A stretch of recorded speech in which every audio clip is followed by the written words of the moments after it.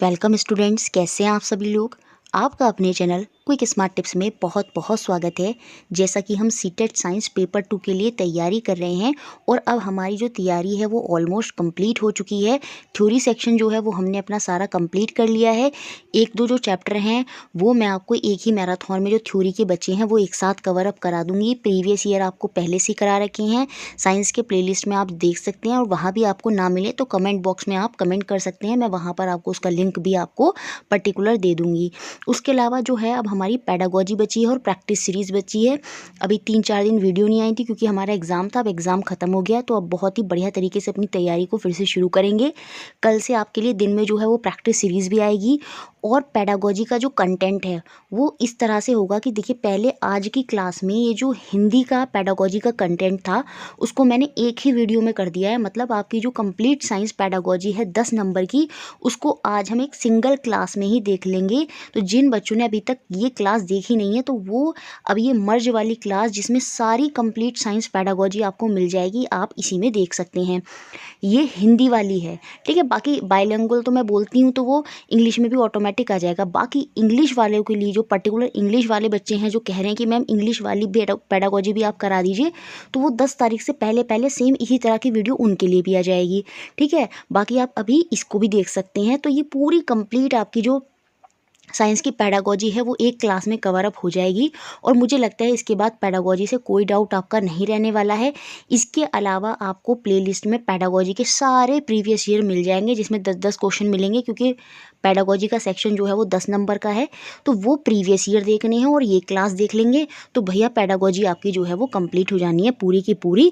और बस practice series हम कल से तो करेंगे ही करेंगे। और बाकी मैंने बोल दिया है कि एक पेडागोजी की जो इंग्लिश वाली क्लास है और एक आपकी जो बचे हुए टॉपिक है उनकी क्लास है, वो सब आपके लिए आ जाएगी एग्ज़ाम से पहले पहले। तो कोई भी परेशान नहीं होगा, अपनी तैयारी आप जो है पूरी बेहतरीन तरीके से कर लेंगे अगर आप इस चैनल से जुड़े हुए हैं। तो चलिए शुरू करते हैं आज की क्लास। सबसे पहले हम देखेंगे कि साइंस में, विज्ञान में पेडागोजी शिक्षा शास्त्र क्या है। देखिए, विज्ञान में क्या आपने सीखा, क्या विषय वस्तु जो सब्जेक्ट की नॉलेज है आपने पढ़ी, वह तो एक टीचर का ज्ञान है, वह एक शिक्षक का ज्ञान है, उसके द्वारा सीखा गया ज्ञान नॉलेज है। अब उसी ज्ञान को, उसी नॉलेज को जब आप बच्चों तक, उन विद्यार्थियों तक पहुँचाते हैं, किस तरीके से पहुँचाते हैं, वही आपका विज्ञान में शिक्षा शास्त्र होगा, पेडागोजी होगा। किन चीज़ों को आपको दिमाग में रखना होगा, आपको एज अ टीचर नहीं बनना होगा, आपको दिमाग में ये लाना होगा कि जब आप छोटे थे, जब आप बच्चे थे तो आपको किस तरह के टीचर पसंद आते थे और आप किन सब्जेक्ट में ज़्यादा इंटरेस्ट लेते थे और क्यों इंटरेस्ट लेते थे। उस तरह की सोच के साथ जब आप अपने ज्ञान को बच्चों तक पहुंचाते हैं तो वही आपका पेडागोजी शिक्षा शास्त्र कहलाता है। देखिए, ज़रूरी नहीं किसी व्यक्ति को, अगर किसी टीचर को विषय वस्तु सब्जेक्ट के मैटर का अच्छा ज्ञान हो, नॉलेज हो, तो वह अच्छा शिक्षक हो, अच्छा टीचर हो। ज़रूरी नहीं अगर मुझे या किसी भी टीचर को बहुत अच्छी नॉलेज है तो ऐसा ज़रूरी नहीं हो सकता कि वो एक अच्छा टीचर भी बने। एक अच्छा टीचर, एक अच्छा शिक्षक वही है जो शिक्षा शास्त्र में भी निपुण होता है, जिसकी पेडागोजी सेक्शन, शिक्षा शास्त्र भी बहुत अच्छी होगी, वही टीचर होगा एक पूरा प्रॉपर अच्छा, ठीक है। देखिए, तभी विद्यार्थी जो स्टूडेंट हैं वो रुचिपूर्वक, इंटरेस्टिंगली, तर्कपूर्वक, लॉजिकली और वैज्ञानिक ढंग से ज्ञान को प्राप्त कर सकेंगे। तीनों वर्ड याद रखने हैं, रुचिपूर्वक, तर्कपूर्वक और वैज्ञानिक। यहाँ पर हम बच्चों को खोजी बनाना है, उनको इन्वेंटर बनाना है ताकि वो चीज़ों को खोजे। वैज्ञानिक, उनका दृष्टिकोण जो है वो हमें अच्छा करना है। साइंस में वैज्ञानिक दृष्टिकोण को ही बढ़ाना होता है। उनको तर्कपूर्वक, उनकी जो संज्ञानात्मक विकास है, कॉग्निटिव डेवलपमेंट है, वो उसको हमें इम्प्रूव करना होता है। उनका इंटरेस्ट बनाना होता है ताकि वो क्रिएटिव बने, ताकि वो संरचनावाद की तरफ को जाएं। यही सब हमें विद्यार्थियों को करना होता है और ये तभी हो सकता है जब हम शिक्षा शास्त्र में निपुण होंगे, ठीक है। अब देखिए, शिक्षा शास्त्र में शिक्षक को बच्चों के अंतर्मन, इनर थॉट को समझना जरूरी है, तभी उन्हें अच्छी शिक्षा प्रदान कर सकेगा। बच्चे के मन में क्या चल रहा है, क्या वो आप जो समझा रहे हैं उसको समझने में इंटरेस्ट भी रख रहा है या नहीं रख रहा, वो सारे थॉट आपको समझने होंगे। बच्चे के दिमाग में क्या चल रहे हैं, तभी आप उसको अपना साइंस का ज्ञान जो देना चाहते हैं वो अच्छे से दे पाएंगे। तो बच्चों के इनर थॉट, अंतर्मन को भी समझना बहुत ज़रूरी है शिक्षक के लिए। देखिए, शिक्षक को विद्यार्थियों के नज़रिए से सोचना होता है। यहाँ पर आपको अपने नज़रिए से नहीं सोचना है, उस नज़रिए से सोचना है। मैंने पहले भी बताया, जब आप कभी बच्चे थे तो आपको कैसे टीचर पसंद आते थे, तो उस नज़रिए से आपको सोचना होगा। उनकी जिज्ञासा, उनकी क्यूरियोसिटी, वो किस तरह के क्वेश्चन आपसे पूछ रहे हैं, आपको उनके आंसर देने होंगे। उनकी जिज्ञासा को शांत करना होगा, तभी शिक्षक की जो शिक्षा है, जो उसने टीचिंग करी है, वो सफल समझी जाती है। याद रखिए, हमें विद्यार्थियों के, स्टूडेंट के नज़रिए से सोचना होता है। उनकी क्यूरियोसिटी, उनकी जिज्ञासा को शांत करना होगा। जो क्वेश्चन वो पूछ रहे हैं, जो आपसे वो करवाना चाहते हैं, वो आपको करना होगा। तभी आप एक सफल शिक्षक कहलाएंगे साइंस के, विज्ञान के। देखिए, इन्हीं सब कॉन्सेप्ट को ध्यान में रखकर टीचर को हमेशा टीचिंग करनी चाहिए, शिक्षण करना चाहिए। साइंस पेडागोजी की अगर मैं बात करूं तो सबसे पहले हम नेचर ऑफ साइंस देखेंगे कि साइंस, विज्ञान की प्रकृति कैसी है।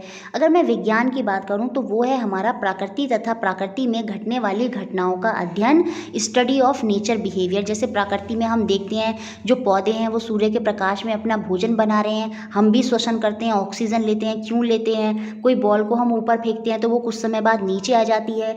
एक बॉल को आपने सीधा फेंका तो वो कुछ समय बाद घर्षण बल, फ्रिक्शन फोर्स के कारण रुक गई।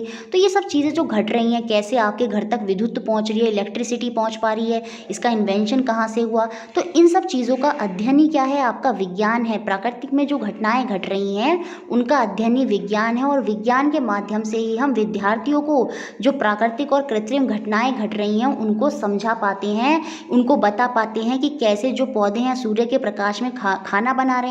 पूरा प्रोसेस हमने समझाया है आपको टॉपिक में, तो वो विज्ञान के माध्यम से तो बता पा रहे हैं। हमने समझा था कैसे हम एक बॉल को सीधा फेंकते हैं तो वो कुछ समय बाद घर्षण बल के कारण रुक जाती है। बहुत सी चीज़ें हम विज्ञान के माध्यम से ही समझते हैं। हमने समझा कि जब हम सांस लेते हैं हमें ऑक्सीजन की ज़रूरत क्यों होती है, क्योंकि वो हमें एनर्जी, हमारे ग्लूकोज जो होता है कोशिका के अंदर, उसको ब्रेक डाउन करके हमें एनर्जी प्रोवाइड करता है। तो इन सब चीज़ों को समझने के लिए हमें विज्ञान की ज़रूरत पड़ती है। विज्ञान हमारी मदद करता है। हमने देखा था कि हमारे जो पेट होता है हमारा, उसमें एसिड होता है, हाइड्रोक्लोरिक एसिड, और जब वो ज़्यादा मात्रा में हो जाता है तो हमें डकार वगैरह आने लगते हैं। तो उस समय हम मिल्क ऑफ मैग्नीशिया, दूसरे बेस का प्रयोग करते हैं। तो ये सारी चीज़ें हम किसके माध्यम से समझ पा रहे हैं? विज्ञान के माध्यम से समझ पा रहे हैं। और विज्ञान के माध्यम से ही शिक्षार्थियों में शोध और प्रायोगिक क्रियाकलापों के प्रति रुचि उत्पन्न होती है। रिसर्च और एक्सपेरिमेंट करना, ये सब कहाँ से उत्पन्न होता है? विज्ञान के माध्यम से। देखिए, जब टीचर ने ये बताया कि जो पौधे होते हैं वो प्रकाश में अपना भोजन बनाते हैं, तो एक स्टूडेंट ने क्या करा, एक पौधे को अंदर ला के रख लिया कुछ समय के लिए, और उसने देखा 1-2 दिन बाद कि वो पौधा जो है वो मुरझा गया। ठीक है, वो क्यों मुरझा गया? क्योंकि वो अपना भोजन नहीं बना पा रहा था सूर्य के प्रकाश में। तो यहाँ से उनको क्लियर हुआ कि भोजन जो है वो सूर्य के प्रकाश में बनाते हैं पौधे। तो बच्चे ऐसी एक्टिविटी करते हैं, ऐसे क्रियाकलाप करते हैं, और ऐसे क्रियाकलाप करने से क्या होता है, बच्चे खोजी बन जाते हैं, इन्वेंटर बन जाते हैं। जब वो ऐसे नए नए शोध करते हैं, रिसर्च करते हैं, यह विद्यार्थियों को खोजी, इन्वेंटर बनाने में सहायता प्रदान करती है। कौन? विज्ञान। अब देखिए, विज्ञान का रूप जो है वो बहुत ही व्यापक होता है। क्यों? क्योंकि इसके अंदर एक सब्जेक्ट नहीं होता, इसके अंदर अन्य विषयों का भी अध्ययन छिपा होता है। हम जैसे जीव विज्ञान पढ़ते हैं, रसायन विज्ञान और फिजिक्स, ये तो हम साइंस मानते हैं।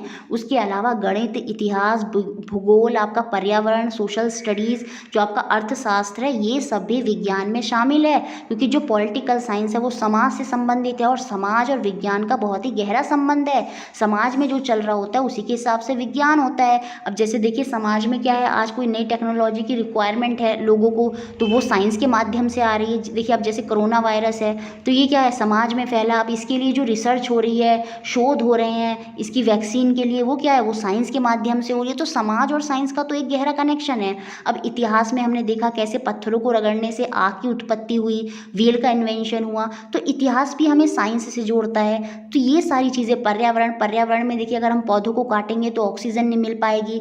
ये सारी चीज़ें हमें क्या है, पर्यावरण हो, इतिहास हो, भूगोल हो, चाहे आपका अर्थशास्त्र हो, ये सारे के सारे साइंस को कवर अप करते हैं। इसलिए साइंस का रूप क्या है, बहुत ही व्यापक है, कॉम्प्रिहेंसिव है।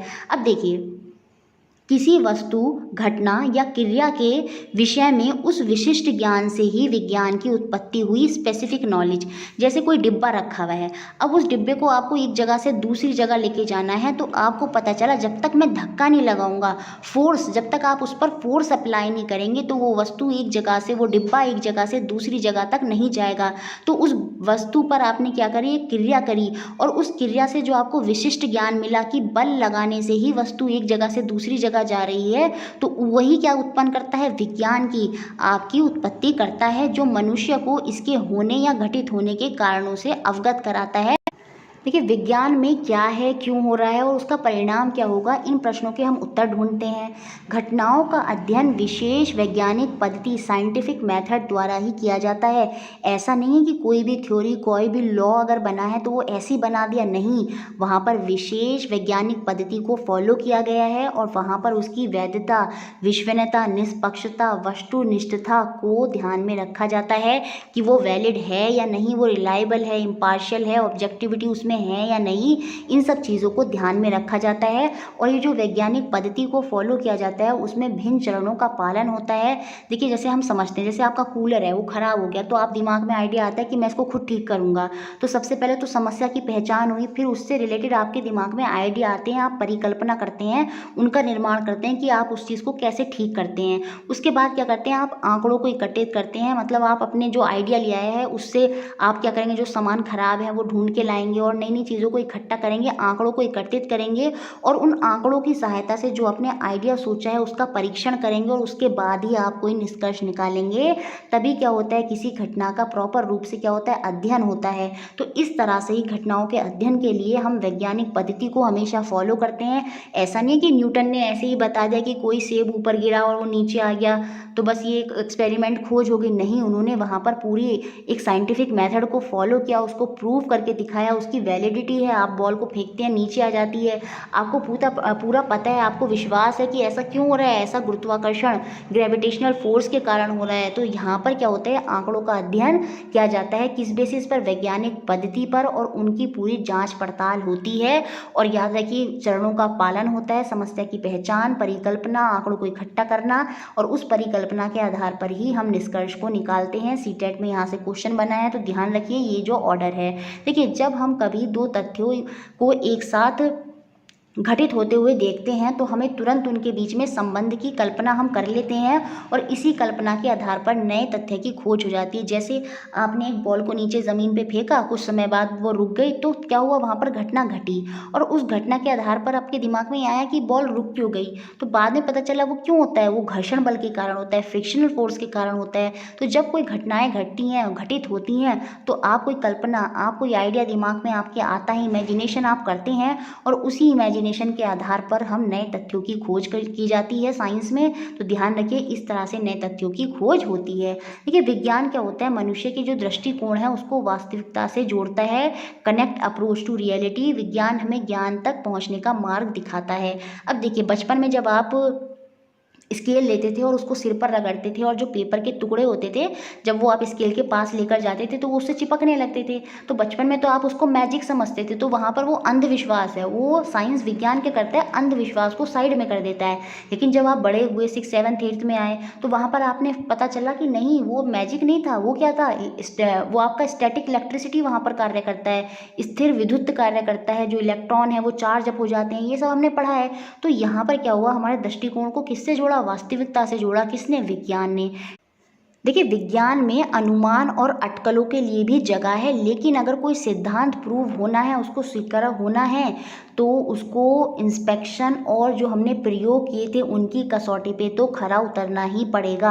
अनुमान और अटकलों के लिए जगह है, गैस और स्पेकुलेशन हो सकता है। क्यों, क्योंकि उन्हीं के माध्यम से तो कभी कभी नए तथ्यों की खोज होती है। तो गैस करना और आपका अनुमान लगाना, परिकल्पना करना, वो तो विज्ञान में ज़रूरी है। लेकिन कोई सिद्धांत स्वीकृत तभी होगा जब वो प्रयोगों का पालन करेगा, इंस्पेक्शन निरीक्षकों द्वारा जो इंस्पेक्शन होंगे, निरीक्षण होंगे, उनकी कसौटी पे खरा उतरेगा, तभी कोई साइंटिफिक थ्योरी जो है वो एक्सेप्ट होगी। देखिए विज्ञान का व्यापक रूप है, ये तो हमने पता था, और इसकी भिन्न शाखाएं होती हैं, और जिनमें से कुछ प्रमुख हैं आपकी भौतिक विज्ञान, रसायन विज्ञान, जंतु विज्ञान, वनस्पति विज्ञान और औषधि विज्ञान। देखिए हमने ये तो पढ़ा था कि ये हिस्ट्री, ज्योग्राफी इन सब से भी कनेक्ट करता है, लेकिन अगर मैं इसकी मुख्य शाखाओं की बात करूं तो वो होती हैं आपकी भौतिक विज्ञान, फिजिक्स, रसायन विज्ञान, केमिस्ट्री, जंतु विज्ञान, एनिमल साइंस, वनस्पति विज्ञान आपका बॉटनी हो गया, औषधि विज्ञान आपका फार्मेसी हो गया। तो ये इसकी मुख्य शाखाएं हैं।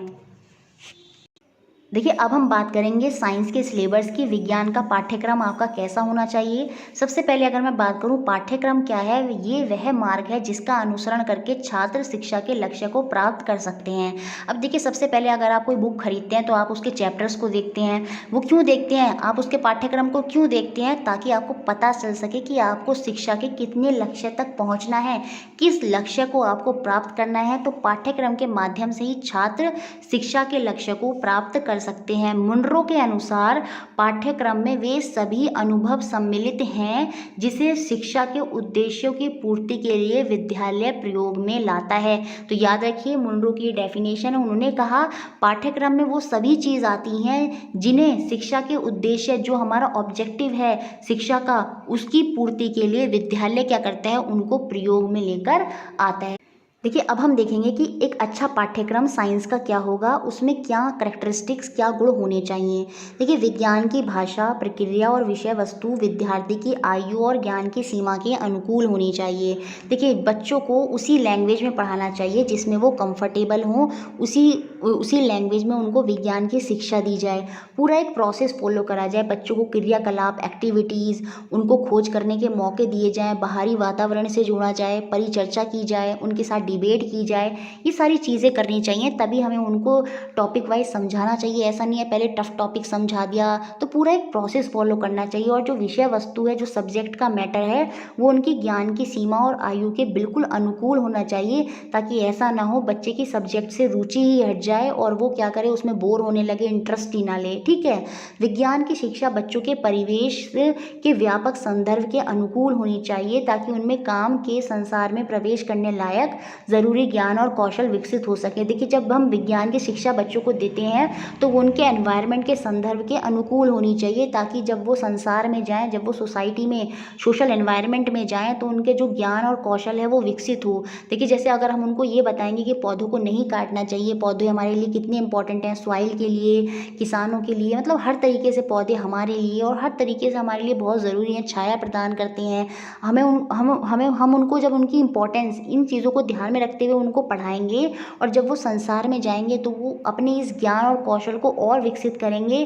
क्योंकि जब वो किसी और को काटते हुए पौधों को देखेंगे तो वो उसको रोकेंगे, ठीक है, कि आप ऐसा मत करिए। तो हमें इस तरह से पढ़ाना चाहिए कि ताकि वो उसका सोसाइटी में, जब समाज में वो जाएं तो उसका प्रयोग वो कर सकें। पर्यावरण की चिंताओं के प्रति जागरूकता को संपूर्ण स्कूली पाठ्यचर्या कैरिकुलम में व्यापक होना चाहिए। पर्यावरण को लेकर बहुत ज़्यादा बच्चों को सचेत करना चाहिए, उन्हें बताना चाहिए कि जैसे छोटी मोटी जगह जाने के लिए आप साइकिल या पैदल भी जा सकते हैं, क्योंकि आपको पता है जो पेट्रोल, डीजल और आपका कोयला है, ये इंपॉर्टेंट जो संसाधन है वो समाप्त होने की कगार पर, और ये किस तरह की गैसें रिलीज़ करते हैं, कार्बन डाइऑक्साइड, जो हमारी ओजोन की परत के लिए हानिकारक होती हैं, हमारे पर्यावरण को नुकसान पहुंचा रहे हैं। तो इस तरह की जागरूकता बच्चों को देनी चाहिए, ताकि बच्चे आगे चलकर इन चीज़ों को फॉलो कर सकें। देखिए जो विज्ञान शिक्षा है वो विद्यार्थियों को उन तरीकों और प्रक्रियाओं का बोध कराने में सक्षम होनी चाहिए जो उनकी रचनात्मकता और जिज्ञासा को संपोषित करने वाली हो, विशेषकर पर्यावरण के संदर्भ में। अब देखिए आप विज्ञान की शिक्षा दे रहे हैं तो वो रटने की पद्धति पर नहीं होनी चाहिए, उसमें उन तरीकों का यूज़ करें आप, उन प्रोसेस, उन प्रक्रियाओं का बोध कराने में वो सक्षम होनी चाहिए, कि ताकि बच्चे जो हैं, बच्चों की जो क्रिएटिविटी है और जिज्ञासा है वो संपोषित हो सके। बच्चे जैसे जिज्ञासु होते हैं, क्यूरोसिटी होती है बच्चों में, ये चीज़ खोज करने की, वो चीज़ खोज करने की, तो उनकी क्यूरियोसिटी को शांत करा जाए, उनको ऐसी एक्टिविटीज़, क्रियाकलाप कराए जाएं ताकि वो रचनावादी बने, वो क्रिएटिव सोचें और भिन्न भिन्न कार्य करें, और जो उनकी जिज्ञासा है, उनकी जो क्यूरियोसिटी है, वो कर रहे हैं नई नई चीज़ों को, वो शांत हो। इस तरह की शिक्षा विज्ञान की होनी चाहिए, और पर्यावरण को ध्यान में रखकर तो हमेशा शिक्षा करनी है आपको, किसकी, विज्ञान की। तो कुछ इस तरह का पाठ्यक्रम होना चाहिए। देखिए, हमने ये समझा कि पाठ्यक्रम कैसा होना चाहिए, तो उस पाठ्यक्रम का निर्माण कैसे होगा, किन चीज़ों को ध्यान में रखकर हम पाठ्यक्रम का जो हमारा सिलेबस है उसका निर्माण करेंगे। एनसीएफ जो राष्ट्रीय पाठ्यचर्या की रूपरेखा है, नेशनल करिकुलम फ्रेमवर्क 2005 है, वो ये सुझाती है कि बच्चों के स्कूली जीवन को बाहर के जीवन से जोड़ा जाना चाहिए। ये क्वेश्चन बार बार सीटेट में बनता है, ध्यान रखिए। बच्चों के जो स्कूली ज्ञान को उनके बाहर के जीवन से जोड़ना बहुत ज़रूरी है, तभी बच्चे उसमें इंटरेस्ट ले पाएंगे और फ्यूचर में चल के उस ज्ञान को प्रयोग कर पाएंगे। पाठ्यक्रम जब आप निर्माण करें तो याद रखिए उसमें रटने की पद्धति जैसी पाठ्यक्रम ना हो, उसमें क्रियाकलापों पर विशेष ध्यान दिया जाए, जैसे एनसीईआरटी में होता है। एनसीईआरटी में एक्टिविटीज़ बहुत ज़्यादा होती हैं और आपको डेफिनेशंस बहुत कम मिलती हैं। क्यों? क्योंकि वहाँ पर रटने की पद्धति को ध्यान में नहीं रखा जाता। इस तरह से सोचा जाता है कि बच्चा रटे ना, बच्चे का फोकस किस पे हो कि वो क्रियाकलाप करे। जैसे टीचर कर सकता है, अब जैसे कोई टॉपिक है, फोर्स पढ़ाना है, जैसे बल पढ़ाना है, तो टीचर क्या करेगा, वहाँ पर रटने की पद्धति को फॉलो ना करे कि डेफिनेशन बता दी। पहले टीचर क्या करे कि एक बच्चे को बुलाए, टेबल के पास खड़ा करे और बच्चे से कहे कि आप इस टेबल को धक्का दो, उस पर बल लगाओ। तो बच्चे ने फोर्स लगाया, बल लगाया और बल लगाने से टेबल एक जगह से दूसरी जगह चली गई। तो इस माध्यम से बल फोर्स को समझाया जाए कि फोर्स क्या है, कि जब हम किसी चीज़ को धक्का देते हैं तो वो एक जगह से दूसरी जगह जाती है, और वो किसके कारण जा रही है, फोर्स के कारण जा रही है, बल के कारण जा रही है। तो इस तरह से बच्चों को कुछ समझाना चाहिए, क्रियाकलापों पर विशेष ध्यान होना चाहिए। अब देखिए, एनसीएफ जो हमारा राष्ट्रीय पाठ्यचर्या की रूपरेखा है के नियम अनुसार एक आदर्श विज्ञान का जो पाठ्यक्रम है उसको बनाने के लिए विभिन्न वैधताओं, वैलिडिटी को आधार माना गया है और उन्हें ही हमें पढ़ना है। देखिए, सबसे पहले आता है आपका संज्ञानात्मक वैधता, कॉग्निटिव वैलिडिटी। पाठ्यक्रम का निर्माण इस आधार पर होना चाहिए कि वो संज्ञानात्मक वैधता, कॉग्निटिव वैलिडिटी को फुलफिल करे। पाठ्यक्रम जो हम बच्चों को पढ़ाते हैं उन्हें समझ में आना चाहिए, तभी तो उनके संज्ञान, उनके कॉग्निटिव दिमाग में जो आइडियाज़ हैं वो तभी आएंगे जब वो उसको अच्छे से समझ पाएंगे। उनके द्वारा यह अर्थपूर्ण और प्रसन्नचित्त मानसिकता से सीखा जाना चाहिए। मस्तिष्क में कोई भी आइडिया, कोई भी चीज़ तभी डेवलप होगी, ज्ञान तभी अर्जित होगा, नॉलेज तभी आएगी जब उसको अच्छे से अर्थपूर्ण, मीनिंगफुल तरीके से समझाया जाए और बच्चा प्रसन्नचित्त मानसिकता से समझे, मतलब वो खुशी खुशी समझे। ऐसा नहीं है कि वो बोर हो रहा है और उसका मन ही नहीं लग रहा है। तो इन सब चीज़ों को ध्यान में रखकर हमें पाठ्यक्रम का निर्माण करना चाहिए और वो हमारा संज्ञानात्मक वैधता के अंदर आना चाहिए। उन्हें विभिन्न प्रोजेक्ट कार्य प्रदान करने चाहिए जिससे वह स्वयं करना सीखें। देखिए, जब हम बचपन में थे तो हमें ग्राउंड में जाना बहुत पसंद था, क्योंकि हम ग्राउंड में जाते थे, अलग अलग तरह की एक्टिविटी करते थे। तो इस तरह से बच्चों को प्रोजेक्ट देने चाहिए कि वो कार्य करें, खुद से जाएं, खुद से अपना ग्राउंड वगैरह में जाएं और खुद से उन क्रियाकलापों को कर कर देखें, ताकि वो खोजी बने, इन्वेंटर बने, स्वयं से सीखें। और वहाँ पर क्या होता है, बच्चों का इंटरेस्ट भी ज़्यादा जनरेट होता है। देखिए, शिक्षार्थियों की स्वाभाविक जिज्ञासाओं और सृजनात्मकता को पोषित करना चाहिए। हमने अभी पीछे भी देखा था कि पाठ्यक्रम कैसा होना चाहिए, जो उनकी जिज्ञासा को शांत करे, जो उनकी क्रिएटिविटी को बढ़ाए, ऐसा पाठ्यक्रम होना चाहिए। और सीटेट में यहाँ से क्वेश्चन बना है, इतनी सी लाइन में याद रखिए क्वेश्चन बना है सीटेट में। तो याद रखिए क्वेश्चन बना था कि संज्ञानात्मक वैधता किसको बताती है। संज्ञानात्मक वैधता बताती है कि शिक्षार्थियों की स्वाभाविक जिज्ञासाएं, जो नेचुरल क्यूरियोसिटी हैं, जो कुदरती दिमाग में उनके आइडियाज़ आ रहे हैं, उनको शांत करने वाली ऐसे क्रियाकलाप कराए जाएं ताकि जो उनकी क्यूरियोसिटी है, जो जिज्ञासाएं हैं, वो शांत हो जाएं और वो क्रिएटिव बने, वो कुछ नया खोजें। इस तरह का पाठ्यक्रम आपको इस तरह से निर्माण करना चाहिए जो जिज्ञासा और सृजनात्मकता को शांत करे। ठीक है, उसके बाद यहाँ पर बात हुई है किसकी, विषय वस्तु वैधता की, कि जो आपका सब्जेक्ट है, जो सब्जेक्ट मैटर है, विषय वस्तु है, उसको जब पाठ्यक्रम का निर्माण हो रहा है तो किस प्रकार का आपको मैटर विज्ञान की पुस्तक में रखना चाहिए। पाठ्यक्रम इस प्रकार का होना चाहिए कि वह साधारण शब्दों में सही वैज्ञानिक जानकारी दे। ऐसा नहीं है बातें तो बहुत सारी कर दी और बच्चे को समझ में नहीं आ रहा है, तो इस तरह के शब्दों का प्रयोग किया जाए कि ताकि बच्चे को वैज्ञानिक जानकारी आसानी से समझ में आ जाए। अस्पष्ट, गलत और अपूर्ण और जो जितने भी गलत दिशा में निर्देश देने वाले जो पाठ्यक्रम है, जैसे रटने वाली चीज़ों को, उनको पाठ्यक्रम से हटा देना चाहिए। कठिन विषय वस्तु को सरल भाषा में देना चाहिए जिससे वह आसानी से समझ सके। अगर कुछ चीज़ें कठिन रूप में बताई गई हैं तो बच्चों को क्रियाकलापों, एक्टिविटीज़ के माध्यम से उसको सरल भाषा में देना चाहिए ताकि वो उसको आसानी से समझ सके। तो पाठ्यक्रम का जब निर्माण हो रहा है तो उसमें सब्जेक्ट की वैलिडिटी, जो विषय वस्तु वैधता है, वो इन सब चीज़ों को ध्यान में रखकर होनी चाहिए।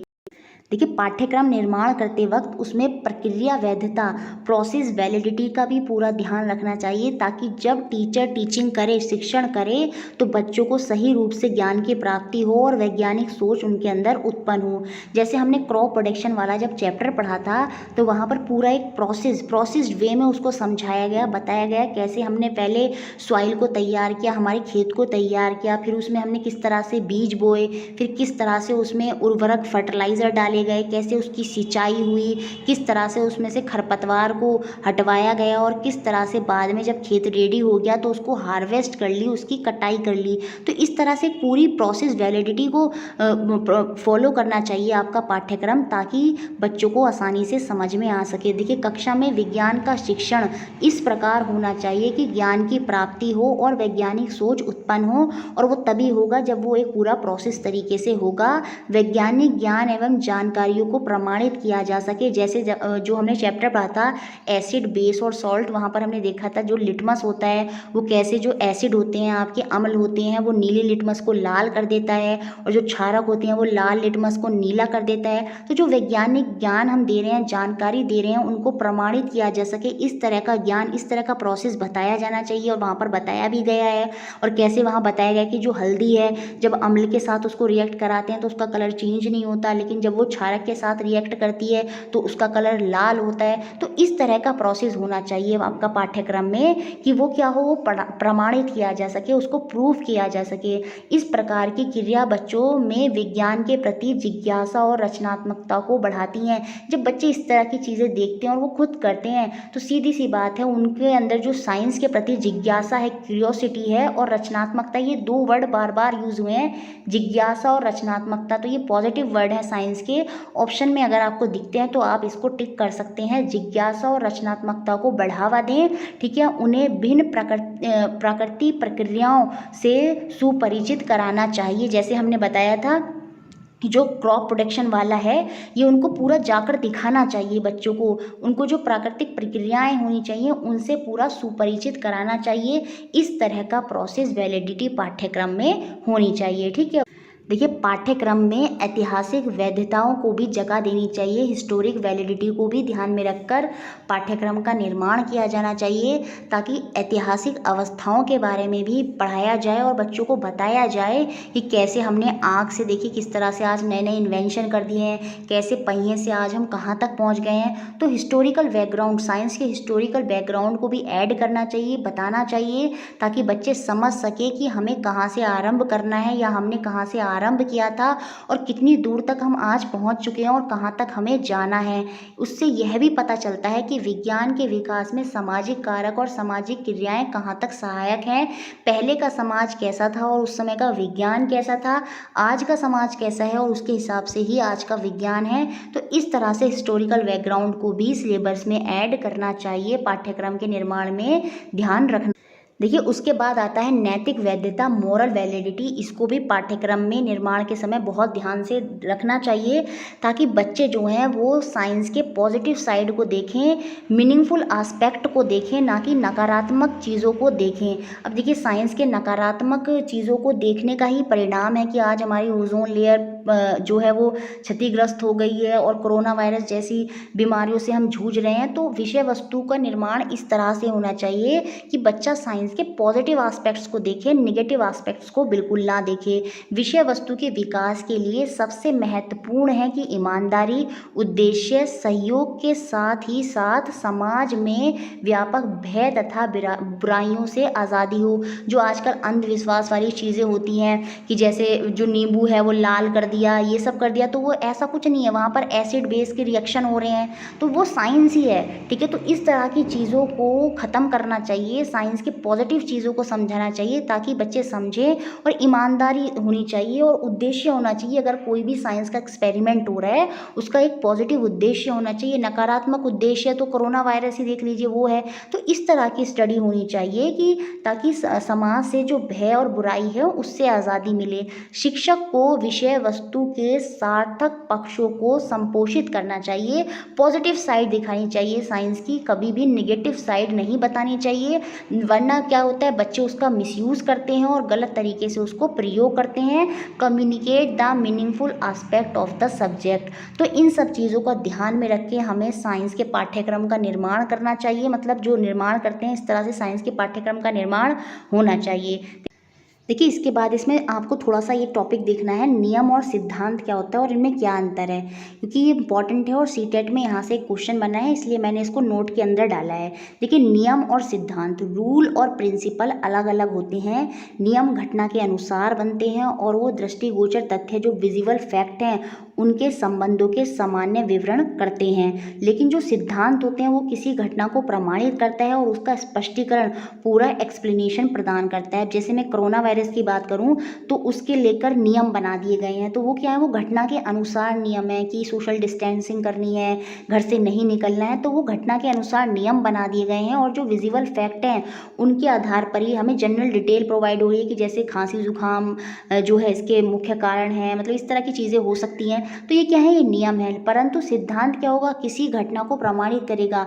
अब ये पूरा डिटेल में बता दे कि ये वायरस क्यों हो रहा है, ये किसके कारण से हुआ, और पूरा उसका स्पष्टीकरण हो, तो वो आपका क्या होगा, सिद्धांत होगा। अब जैसे पॉल्यूशन है, पॉल्यूशन हो रहा है, तो पॉल्यूशन को रोकने के लिए क्या बनाए जाते हैं, कुछ नियम बनाए जाते हैं कि इस तरह से हमें व्हीकल्स का प्रयोग नहीं करना चाहिए, सीएनजी का प्रयोग करना चाहिए। तो वो क्या है, वो हमारे नियम हैं, ठीक है, घटना के अनुसार बनाए गए हैं, क्योंकि पॉल्यूशन का लेवल बढ़ रहा है और उसी के अकॉर्डिंग क्यों बढ़ रहा है, उन्हीं तथ्यों को ध्यान में रखकर उनका जनरल डिटेल वहाँ पर दी जाती है नियम में।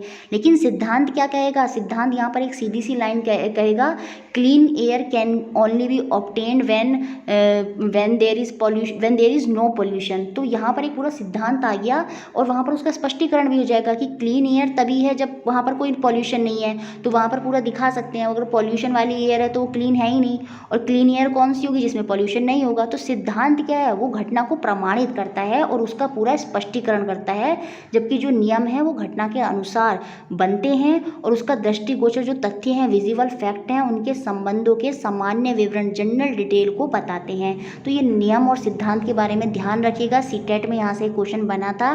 तो यही सब था इसके बारे में, और मुझे लगता है ये अब आपको अच्छे से समझ में आ गया होगा जो मैंने अभी तक आपको समझाया है। 1-2 मिनट का ब्रेक ले सकते हैं आप, और फिर हम देखते हैं अब आगे पेडागोजी में और क्या क्या चीज़ें हैं। आज की पेडागोजी की क्लास में हम पढ़ेंगे प्राकृतिक विज्ञान, उसका लक्ष्य और उद्देश्य।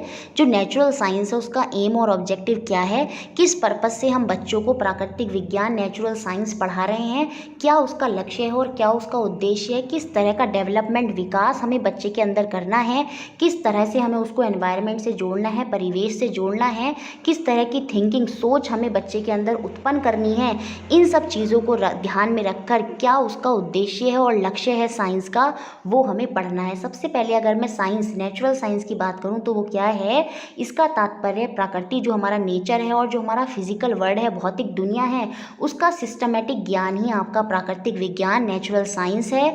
इसमें क्या होता है, हम जो विश्व के समस्त सब्सटेंस है, पदार्थ हैं, उनके वेरियस एस्पेक्ट, विविध पहलुओं का हम सिस्टमेटिक वे से स्टडी करते हैं, अध्ययन करते हैं। जैसे अगर हवा है, एयर है, तो हम उसका अध्ययन करते हैं कि हवा जो है वो हर तरफ है। जैसे बैलून को जब हम फुलाते हैं तो वो सब डायरेक्शन से फूलता है, इसका मतलब एयर सब जगह है। तो यहाँ पर हमने एयर की प्रॉपर्टी को पढ़ा, उसके एस्पेक्ट को पढ़ा। जैसे सूर्य का प्रकाश आ रहा है तो वो किस तरह से ऊर्जा दे रहा है, कैसे हीलियम और हाइड्रोजन का रिएक्शन हो रहा है, ठीक है। अब जैसे पानी है, पानी की अलग अलग, वाटर की अलग अलग प्रॉपर्टीज़ हैं, कैसे एक जहाज पानी में तैर रहा है और जबकि कील को अगर हम डालते हैं तो वो पानी में डूब जाती है, कैसे आर्किमिडीज का सिद्धांत वहाँ पर कार्य कर रहा है। तो इस तरह की चीज़ों को पढ़ना, पानी में जो प्रेशर होता है वो अलग अलग होता है, एयर में प्रेशर कैसे होता है। जब हम किसी भी सब्सटेंस के बारे में, किसी भी पदार्थ के बारे में, उसके वेरियस एस्पेक्ट, विविध पहलुओं का अध्ययन करते हैं सिस्टमैटिक तरीके से, तो वही आपका क्या कहलाता है, प्राकृतिक विज्ञान कहलाता है, नेचुरल साइंस कहलाता है। और इनकी 3 ब्रांचेज हैं, 3 शाखाएं हैं,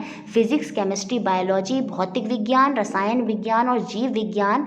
भौतिक विज्ञान में हम अपने आसपास फिजिकल वर्ल्ड को देखते हैं, जैसे कार क्यों चल रही है, क्यों आप चलते रहते हैं, क्यों आप चलते हुए गिर नहीं जाते, क्यों आपने एक बॉल को दीवार पर फेंका तो वो टकरा कर वापस आ रही है, कैसे आपने कोई चीज़ ऊपर से नीचे फेंकी तो उसकी स्पीड तेज़ हो रही है, कोई चीज़ नीचे से ऊपर फेंक रहे हैं तो वो क्यों नीचे आ रही है। इस तरह की चीज़ें, कैसे इलेक्ट्रिसिटी आपके घर तक आ रही है, किस तरह से और चीज़ें वर्क कर रही हैं। तो इस तरह के आसपास के परिवेश का अध्ययन आपका भौतिक विज्ञान में आता है, फिजिक्स के अंदर आता है। रसायन विज्ञान में हम देखते हैं जब 2 सब्सटेंसेस हम आपस में उनको मिलाते हैं तो किस तरह की रिएक्शन होती है। आपने देखा जैसे पटाखों को जलाने पर किस तरह से उनमें से साउंड आती है, किस तरह की उनमें से एयर निकलती है और किस तरह से वो चमकते हैं आसमान में जाकर। तो इस तरह की चीज़ें आपकी रसायन विज्ञान, केमिस्ट्री के अंदर आते हैं। जैसे हमने देखा था एसिड बेस सॉल्ट में किस तरह से वो लिटमस के साथ रिएक्ट कर रहे थे। तो जब ये रिएक्शन होते हैं 2 सब्सटेंस के बीच में और उनके हम विविध पहलू, एस्पेक्ट्स को पढ़ते हैं, अध्ययन करते हैं, स्टडी करते हैं, तो वो आपका केमिस्ट्री के अंदर आता है। और बायोलॉजी में हम पढ़ते हैं, जीव विज्ञान में हमारे पौधों के बारे में, हमारे प्लांट्स के बारे में, एनिमल्स के बारे में, माइक्रो ऑर्गेनिज्म जो सूक्ष्म जीव हैं, किस तरह से ये सब अपना जीवन जी रहे हैं, किस तरह से इनके पहलू हैं, किस तरह से हम लोग सांस ले रहे हैं, किस तरह से प्लांट पौधों खाना बना रहे हैं, किस तरह से ये सारी चीज़ें कार्य कर रही हैं, उनका अध्ययन ही आपका नेचुरल साइंस, प्राकृतिक विज्ञान के अंदर आता है। 3 शाखाएं हैं आपका फिजिक्स, केमिस्ट्री और बायोलॉजी। अब हम देखते हैं क्या जो हमने साइंस देखी, नेचुरल विज्ञान है हमारे आसपास का, उसका लक्ष्य और उद्देश्य क्या है, एम और ऑब्जेक्टिव क्या है। देखिए साइंस का one of the most objective जो होता है, उद्देश्य होता है, वो है वैज्ञानिक जानकारी बढ़ाना, साइंटिफिक नॉलेज को इंक्रीज़ करना, बच्चों के एनवायरनमेंट को विज्ञान से जोड़ना, साइंस से जोड़ना, ताकि जो नॉर्मल लाइफ में काम में आने वाला जो साइंस है उसके जो कुछ फैक्ट और प्रिंसिपल हैं, तथ्य और सिद्धांत हैं, उनकी उनको क्लियर नॉलेज, स्पष्ट नॉलेज हो सके, स्पष्ट ज्ञान हो सके। जैसे अगर आप क्लास में बच्चे को अगर पढ़ा रहे हैं, मतलब कोई टॉपिक पढ़ाना है इलेक्ट्रिसिटी से रिलेटेड, तो अगर लाइट भाग जाती है तो बच्चों को बताया जाए कि फ़ैन देखिए किस तरह से बंद हो गया, और फ़ैन चल किस तरह से पा रहा था, क्योंकि उसमें विद्युत आ रही थी, इलेक्ट्रिसिटी आ रही थी। और उनको इस तरह से एनवायरनमेंट से कनेक्ट करते हुए हमें पढ़ाना है, ताकि उनकी जो नॉर्मल लाइफ में जो फैक्ट और प्रिंसिपल देखते हैं वो उनको स्पष्ट नॉलेज उनकी हो सके। जैसे अगर कोई बच्चा चल रहा है पैदल एक सरफेस पर और एक बच्चा स्मूथ सरफेस पर, चिकने सरफेस पर चल रहा है, तो वो गिर जाएगा फिसल कर, तो बताया जाए कि वो क्यों गिर गया, क्योंकि वहाँ पर घर्षण बल, फ्रिक्शन फोर्स कार्य कर रहा है। तो इस तरह से एनवायरनमेंट में जोड़ते हुए हमें बच्चों को पढ़ाना चाहिए। अब देखिए बच्चे अगर पानी के पास खड़े हैं तो उनको वाटर के बारे में बताया जाए कि देखिए वाटर में अगर मैं पत्थर गिरते हैं तो वो पत्थर डूब गया, लेकिन अभी अगर उस वाटर में तेल डाला गया, ऑयल डाला गया, तो वो ऑयल जो है पानी में तैर रहा है। तो इस तरह की चीज़ें बच्चों को बतानी चाहिए, एनवायरनमेंट से कनेक्ट करते हुए समझाना चाहिए कि देखिए पानी में क्यों तैर पा रहा है, क्योंकि उसकी डेंसिटी, उसका घनत्व पानी का ज़्यादा है, ऑयल की डेंसिटी कम है, तो इसलिए वो पानी में नहीं डूब पाया। तो इस तरह से एनवायरनमेंट में जोड़ते हुए हमें उनको सरल तथ्य और फैक्ट, जो सिद्धांत और हमारे प्रिंसिपल्स होते हैं, उनके बारे में बताना चाहिए, ताकि उनको उसकी स्पष्ट नॉलेज हो सके, क्लियर नॉलेज हो सके, और तभी उनकी क्या होगी, वैज्ञानिक दृष्टिकोण जो है, साइंटिफिक अप्रोच जो है वो उनके अंदर उत्पन्न होगी, जागरूक होगी। इसका मुख्य उद्देश्य यही है कि बच्चों में जो वैज्ञानिक दृष्टिकोण है, साइंटिफिक अप्रोच है, उसको उत्पन्न करना। वो तब होगी जब उनको हम एनवायरनमेंट से कनेक्ट करते हुए साइंस को पढ़ाएंगे। उनको विकास के लिए, डेवलपमेंट के लिए अलग अलग अपॉर्चुनिटी देना, उनको एक्सपेरिमेंट कराना, उनसे अलग अलग क्रियाकलाप कराना, उनको प्रोजेक्ट कार्य देना, उनको ग्राउंड में भेजना, अलग अलग एक्टिविटी परफॉर्म कराना। इस तरह से हमें उनको अपॉर्चुनिटी, अवसर देने चाहिए, ताकि उनकी जो वैज्ञानिक दृष्टिकोण है, साइंटिफिक अप्रोच है, वो डेवलप हो सके। उनमें वैज्ञानिक ढंग, साइंटिफिक वे से सोचने समझने और कार्य करने की आदत होनी चाहिए। यही साइंस का मुख्य उद्देश्य है, और ये तभी फुलफिल हो सकता है जब हम उनको एनवायरनमेंट से कनेक्ट करते हुए पढ़ाएंगे। तभी बच्चे साइंटिफिक ढंग से सोचेंगे, समझेंगे और कार्य को करेंगे, और यही साइंस का मुख्य उद्देश्य होता है। देखिए साइंस के अध्ययन, स्टडी से क्या होता है, स्टूडेंट्स को पता चलता है कि किस तरह से जो आजकल साइंस में इन्वेंशन हो रहे हैं वो हमारे कल्चर और सोसाइटी पर किस तरह का प्रभाव डाल रहे हैं। जैसे मोबाइल का इन्वेंशन है तो उससे सोसाइटी पर क्या इफेक्ट पड़ रहा है, हमारे कल्चर पर क्या इफेक्ट पड़ रहा है। बच्चे इंडोर गेम ज़्यादा खेल रहे हैं, आउटडोर गेम नहीं खेल रहे हैं। जैसे एसी का इन्वेंशन है, तो एसी के इन्वेंशन से क्या हो रहा है, क्लोरोफ्लोरोकार्बन सीएफसी गैस निकल रही है जो हमारे ओजोन लेयर के लिए हानिकारक है। तो बच्चों को बताना चाहिए कि साइंस के इन्वेंशंस हमारी संस्कृति और सामाजिक सोसाइटी में क्या इफेक्ट कर रहे हैं, ताकि बच्चे आगे चलकर उनका उसी तरह से यूज़ कर सकें। बच्चों को जब पता होगा कि अच्छा इसके यूज़ से इस तरह की चीज़ें भी होती हैं, तो बच्चे क्या होंगे कि उसका कम प्रयोग करेंगे। और उसके हमें साइंस का शिक्षण इस तरह से, टीचिंग इस तरह से होनी चाहिए, इस उद्देश्य को ध्यान में रख के हमें साइंस को पढ़ाना है कि उनके जो पॉजिटिव एस्पेक्ट्स हैं उनसे बच्चे जो हैं उनकी जानकारी उनको हो, ताकि वो समाज के लिए कुछ भलाई कर सकें, और जो उनके दुरुपयोग हैं, मिसयूज़ हैं, उससे बचा जाए। तो इस तरह के साइंस को हमें बच्चों को इस तरह के उद्देश्य से हमें साइंस को पढ़ाना है कि बच्चा पॉजिटिव एस्पेक्ट को समझे, नेगेटिव एस्पेक्ट जो उसका मिसयूज़ है उससे बचा रहे। ठीक है, अब देखिए, जीवनोपार्जन, वर्क फॉर लिवलीहुड संबंधी उद्देश्य प्राप्त करना। विज्ञान एवं प्रौद्योगिकी, टेक्नोलॉजी क्या करती है, आर्थिक प्रगति, इकोनॉमिक प्रोग्रेस में विशेष योगदान प्रदान कर सके। देखिए, इस उद्देश्य से हमें साइंस को पढ़ाना है। ऐसा नहीं कि साइंस हम बच्चों को पढ़ाए जा रहे हैं और बच्चों को, जब तक बच्चों को मोटिवेशन नहीं मिलेगा तो बच्चा उसमें इंटरेस्ट नहीं लेगा। हम बच्चों को बताएंगे कि देखिए कुछ और बच्चों ने इस तरह के इन्वेंशंस किए, तो देखिए आज उनको जो है सरकार ने इस तरह के गिफ्ट दिए, इस तरह की अपॉर्चुनिटी दी, तो बच्चे क्या होगा, उससे खोजी होंगे, नई नई चीज़ों का इन्वेंशन करेंगे। और जब नई टेक्नोलॉजी और साइंस का इन्वेंशन होगा, नई ग्रोथ होगी, तो उससे क्या होगा, इकोनॉमिक प्रोग्रेस होगी, आर्थिक प्रगति होगी, और इस तरह से उनके जो जीवन जीने का तरीका है, वर्क फॉर लिवलीहुड है, उसमें भी क्या होगा, अच्छा मतलब वो पॉजिटिविटी आएगी और वो अच्छी तरह से उसको जी पाएंगे। देखिए, विज्ञान का संबंध अन्य विषय से भी होता है। इस उद्देश्य के साथ हमें विज्ञान को पढ़ाना है कि वो और सब्जेक्ट से भी कनेक्ट करती है, बच्चों को पता चले विज्ञान का मतलब खाली साइंस ऐसे नहीं है, साइंस ही है, उसके अंदर सारे सब्जेक्ट्स आते हैं, बहुत सारे सब्जेक्ट उसके अंदर आते हैं। इससे क्या होगा, बच्चों को और सब्जेक्ट को समझने में भी सहायता प्राप्त होगी।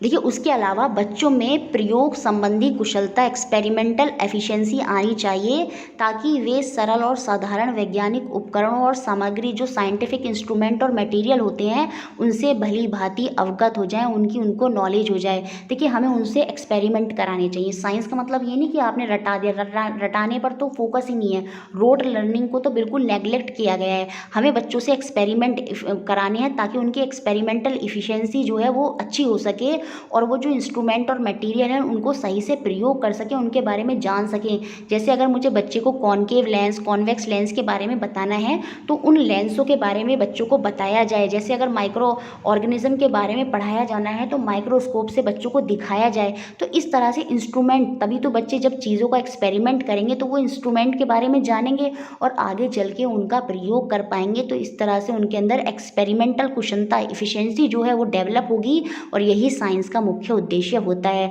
अब देखिए, जो साइंस का उद्देश्य है वो है कि उसका जो कैरिकुलम होगा, जो पाठ्यचर्या होगी, उसका मुख्यतः उद्देश्य यही होगा, फोकस इसी चीज़ पर होगा, जो स्टूडेंट हैं वो विज्ञान, साइंस और टेक्नोलॉजी और जो हमारी सोसाइटी के जो अंतर संबंध हैं इन तीनों में, उनके प्रति अवेयरनेस लाना ही, उनको उसकी तरफ ओरिएंट करना ही साइंस का उद्देश्य होता है। इस तरह का कैरिकुलम होगा कि बच्चे जो हैं साइंस को, टेक्नोलॉजी को और समाज को, सोसाइटी को, उनके संबंध को समझें, उनके प्रति जागरूकता हो, यही साइंस का, उनके तरफ ओरिएंटेड हो, यही साइंस का उद्देश्य होता है। इससे क्या होता है, बच्चे उसका मिसयूज़ नहीं करते, उसके पॉजिटिव एस्पेक्ट्स को ही हमेशा देखते हैं।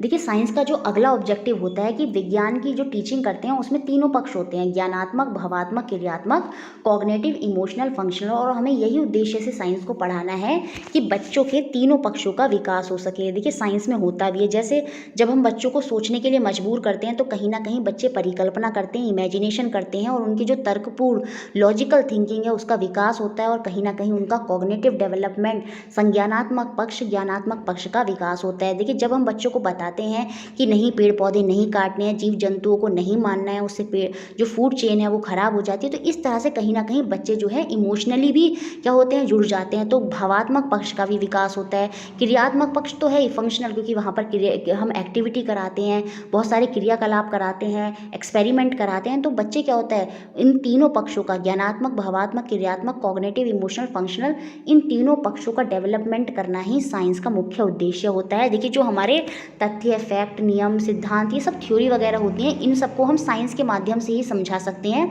तो हमारा जो कैरिकुलम होगा, जो हमारा पाठ्यचर्या होगी विज्ञान की, वो इस तरह की होनी चाहिए कि वो इन सब बातों को जोड़ने वाली होनी चाहिए, विद्यार्थियों को इन सब बातों से जोड़ने वाला होना चाहिए, ताकि तभी तो क्या होगा, जो उनके फैक्ट हैं, जो उनके रूल हैं, नियम हैं, वो बच्चों को समझ में आ पाएंगे जब हम उन सबको किससे कनेक्ट करेंगे, साइंस से कनेक्ट करेंगे। अब देखिए थोड़ा प्राइमरी लेवल पर देख लेते हैं कि साइंस का क्या उद्देश्य है, क्योंकि यहाँ से क्वेश्चन बन सकता है। देखिए प्राथमिक स्तर पर जो हमारा 1 to 5 होता है, प्राइमरी लेवल होता है, वहाँ पर जो साइंस का उद्देश्य है, ऑब्जेक्टिव है, वो होता है कि बच्चों में परिवेश, एनवायरनमेंट के प्रति जिज्ञासा, क्यूरियोसिटी उत्पन्न करना, ताकि वो एनवायरनमेंट में नई नई चीज़ें करें। वो एनवायरनमेंट में क्यूरियोसिटी मतलब बच्चों से क्वेश्चन पूछना, अच्छा ये चीज़ ऐसे क्यों हो रही है, बच्चे खुद ही पूछते हैं, ये ऐसे क्यों हो रहा है, पंछी क्यों उड़ रहे हैं, सड़क पर कोई क्यों चल रहा है, लाइट कैसे आ रही है, अलग अलग पानी टैप से क्यों आ रहा है। इस तरह की क्यूरियोसिटी बच्चों के अंदर उत्पन्न होती है, और वो एनवायरनमेंट में परिवेश के प्रति उनको, जब हम क्यूरियोसिटी उनकी उत्पन्न करेंगे तो बच्चे इस तरह के क्वेश्चन पूछेंगे और कहीं ना कहीं वो जागरूक होंगे। तो याद रखिए मुख्य उद्देश्य क्या है, बच्चों में परिवेश, एनवायरनमेंट के प्रति जिज्ञासा, जो क्यूरियोसिटी है उसको उत्पन्न करना है, तभी बच्चे खोज करेंगे, इन्वेंशन करेंगे।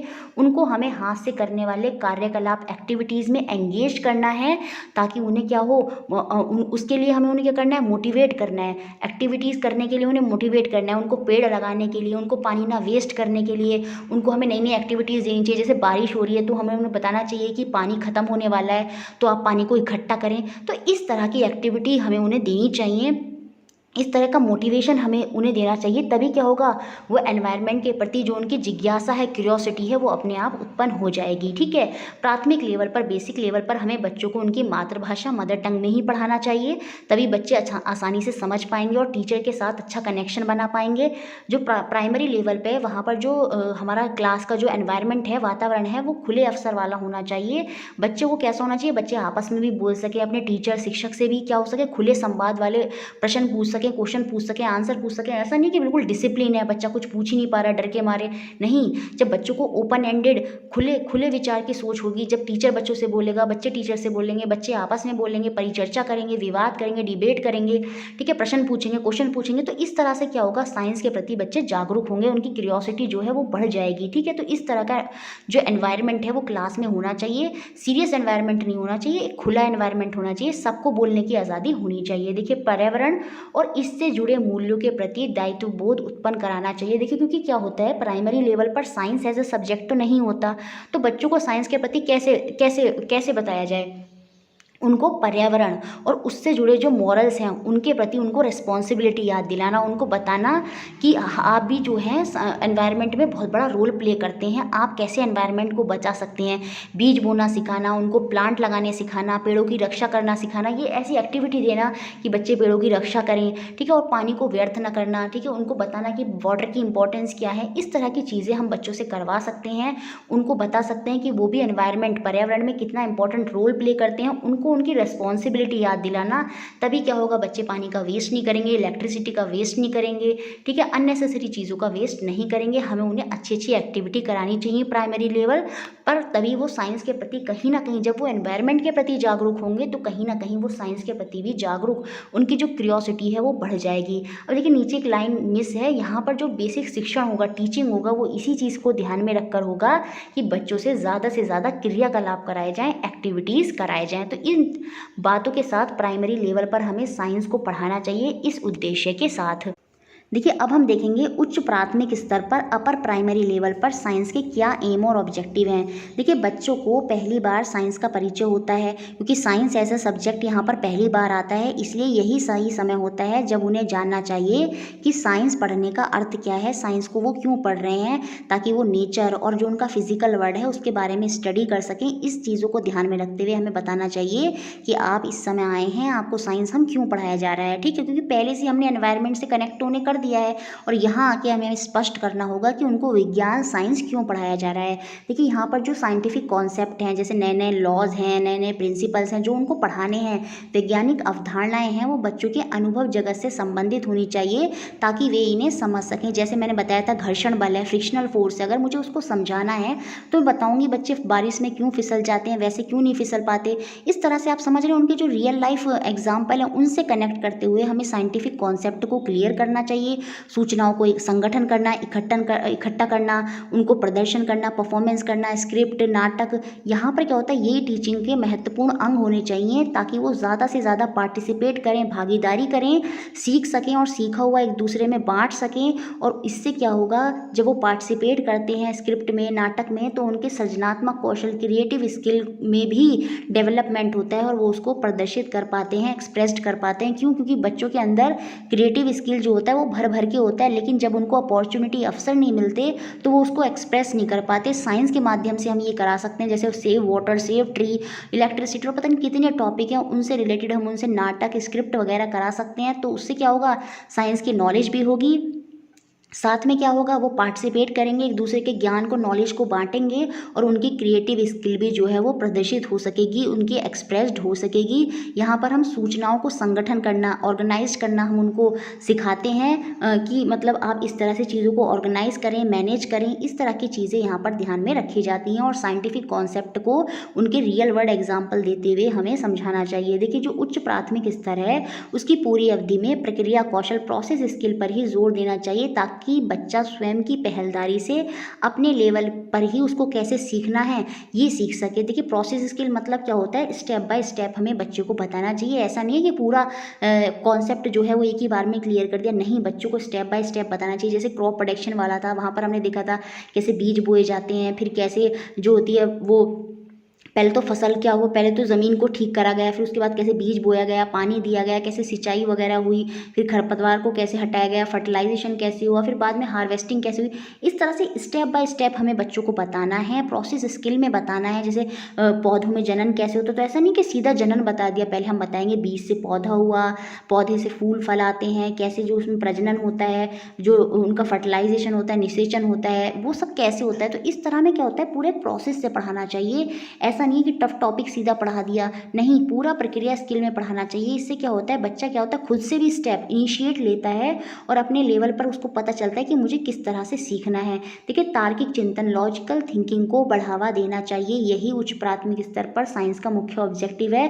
कॉग्निटिव डेवलपमेंट करना है, तार्किक चिंतन करना है, इमेजिनेशन करे, बच्चा सोचे, बच्चा खुद करने की कोशिश करे। तार्किक चिंतन जो है, लॉजिकल थिंकिंग जो है, उसको हमें बढ़ाना है उच्च प्राथमिक स्तर पर। देखिए, जो मूर्त टेंजिबल वस्तुओं को शामिल करके हाथ से की जाने वाली गतिविधियां, एक्टिविटी द्वारा अमूर्त संकल्पनाओं, एब्स्ट्रैक्ट कॉन्सेप्ट का सरलीकरण करना चाहिए। देखिए, यहाँ पर क्या होता है, देखिए बच्चा अब सीख गया है, बड़ा हो गया है, ठीक है, अब वो उपकरण जो जितने भी हमारे साइंटिफिक इंस्ट्रूमेंट और मटेरियल होते हैं वो उनको यूज़ कर सकता है। तो उन चीज़ों को यूज़ करते हुए बच्चों को जो चीज़ नहीं है उसके बारे में बताना चाहिए। जैसे अगर हमें ह्यूमन बॉडी के बारे में पढ़ाना है तो बच्चे को एक स्केलेटल सिस्टम जो होता है वो रख के बच्चों को समझाना चाहिए। इससे क्या होगा, बच्चा अच्छे से समझेगा, ठीक है, उसको अच्छे से चीज़ें समझ में आएंगी।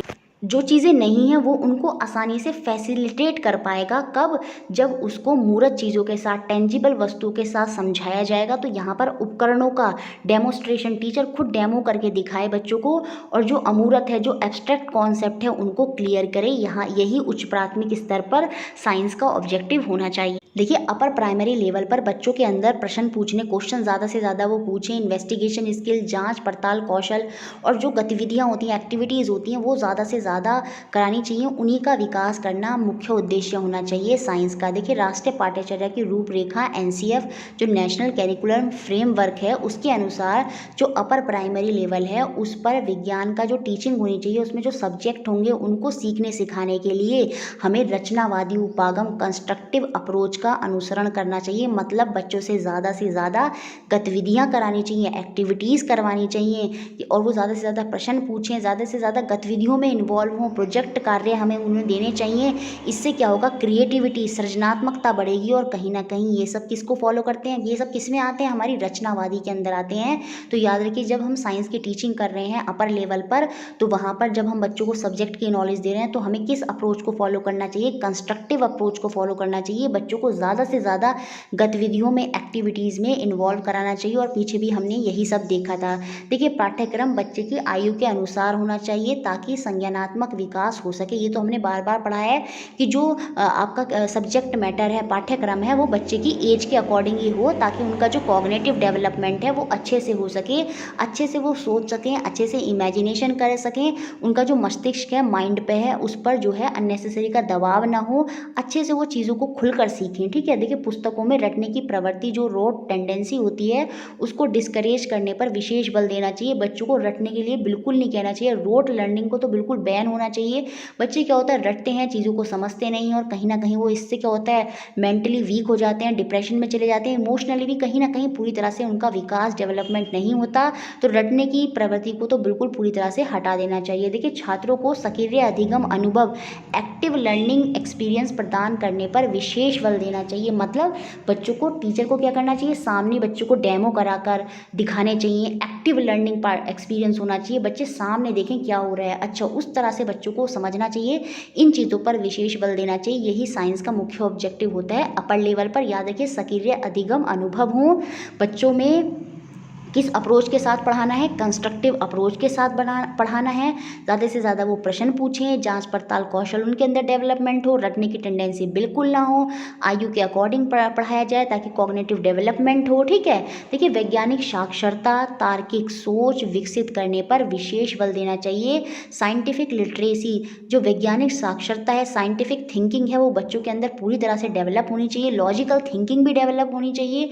इन चीज़ों को देखकर हमें बच्चों को पढ़ाना चाहिए। साइंटिफिक लिटरेसी मतलब बच्चे नए नए एक्सपेरिमेंट करें, खोजी बने। लॉजिकल मतलब बच्चे नई नई परिकल्पना करें, विचारधारा लेके आए, नए नए विचार सोचें। ठीक है, इस तरह की चीज़ों पर हमें विशेष बल देना चाहिए और इसी उद्देश्य से साइंस को पढ़ाना चाहिए।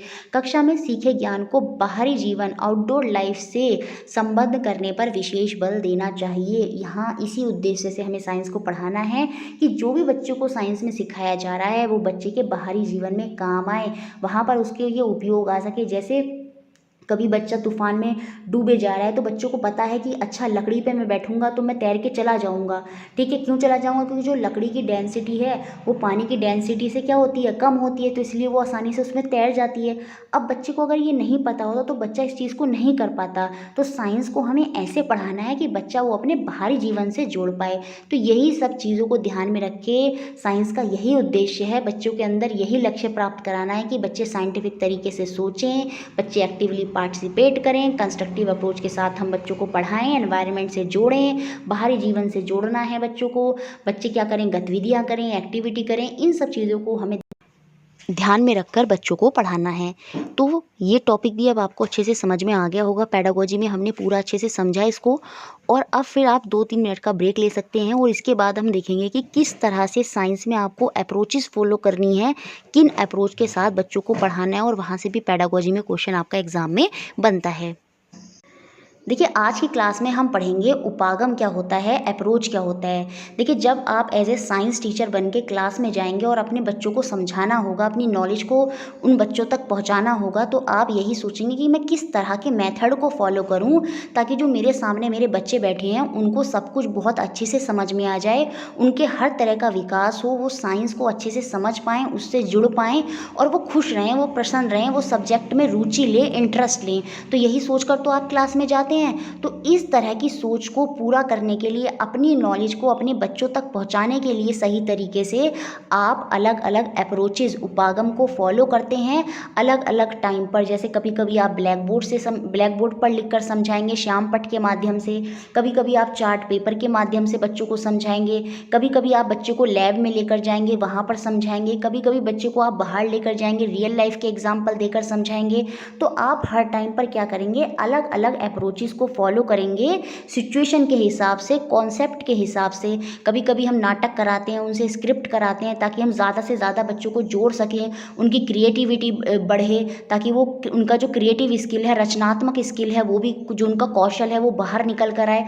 तो हर समय अलग अलग टाइम पर टीचर को अलग अलग उपागम अप्रोचेस को फॉलो करना पड़ता है। In school level while teaching science, जब आप साइंस का शिक्षण कर रहे होंगे, पढ़ा रहे होंगे, तो आपको डिफरेंट अप्रोचेस को फॉलो करना होगा। जैसे अगर कोई एसएसटी का टीचर एब्सेंट है और आप एज ए साइंस के टीचर हैं, तो आप क्या करेंगे, उन बच्चों को भी अपने साथ जोड़ लेंगे और उस समय आप किस अप्रोच को फॉलो करेंगे, एकीकृत उपागम, इंटीग्रेटेड अप्रोच को फॉलो करेंगे, क्योंकि वो क्या कहती है कि सब सब्जेक्ट एक दूसरे से जुड़े हुए हैं। तो आप इस तरह से पढ़ाएंगे कि साइंस के बच्चे भी सेटिस्फाई हो जाएं और एसएसटी के बच्चे भी सेटिस्फाई हो जाएं। तो क्या होता है, आपको अलग अलग अप्रोचेस फॉलो करनी पड़ती हैं कंडीशंस के हिसाब से, ताकि बच्चे जो हैं वो आपसे कनेक्ट रहें, जुड़े रहें और सब्जेक्ट के प्रति जो उनका इंटरेस्ट है वो हमेशा बना रहे। देखिए, कुछ इंपॉर्टेंट अप्रोचेज़ हैं, कुछ प्रमुख उपागम हैं जिनको फॉलो करते हैं टीचर। जैसे पारंपरिक, जिसे हम ट्रेडिशनल बोलते हैं, एकीकृत जिसे हम इंटीग्रेटेड बोलते हैं, प्रक्रिया जिसे हम प्रोसेस बोलते हैं, रचनात्मक जिसे हम क्रिएटिव बोलते हैं, फिर आता है आपका हैंड ऑन एक्टिविटीज़ जिसे हम हस्तसिद्ध कार्यकलाप बोलते हैं। तो यही सारी अप्रोचेज़ हैं जिनको टीचर फॉलो करते हैं और अपनी नॉलेज को अपने बच्चों तक पहुँचाते हैं और एक एक करके हम इन्हें पढ़ेंगे। सबसे पहले हम देखते हैं अप्रोच क्या है, उपागम क्या है। यह उस दृष्टिकोण, उस पर्सपेक्टिव से कनेक्शन रखता है जिसे टीचर अपनाकर अपने किसी सब्जेक्ट की एजुकेशन अपने बच्चों को देता है। यहाँ पर वो सब्जेक्ट को पढ़ाने के लिए किस तरह का दृष्टिकोण, किस तरह के पर्सपेक्टिव और किस तरह के कॉन्सेप्ट, किस तरह की थ्योरी और किस तरह का शिक्षण विधि, टीचिंग मेथड वो यूज़ कर रहा है, वही सब आपका उपागम के अंदर आता है। टीचर किस प्रकार पढ़ाता है, टीचर किस टेक्नोलॉजी का प्रयोग में करके बच्चों को समझाता है, किस ऑडियो वीडियो मटेरियल, दृश्य श्रव्य सामग्री का प्रयोग करके टीचिंग करता है, वही सब उपागम के अंदर आता है। जैसे किस तरह से वो ब्लैक बोर्ड का यूज़ कर रहा है, किस तरह से वो चार्ट का यूज़ कर रहा है, किस तरह से वो लैब का यूज़ कर रहा है, तो किस तरह से वो सामग्रियों का यूज़ करके अपना शिक्षण कर रहा है, टीचिंग कर रहा है, वही सब किसके अंदर आता है, आपका उपागम के अंदर आता है। देखिए, इफ़ेक्टिव टीचिंग, प्रभावकारी शिक्षण के लिए ज़रूरी है कि स्टूडेंट और टीचर के बीच में गुड रिलेशन हो, अच्छा संबंध हो, ताकि जो स्टूडेंट है वो प्रयोग की योजना बनाए, उसको अपॉर्चुनिटी मिले कि वो खुद से प्लान करे एक्सपेरिमेंट को।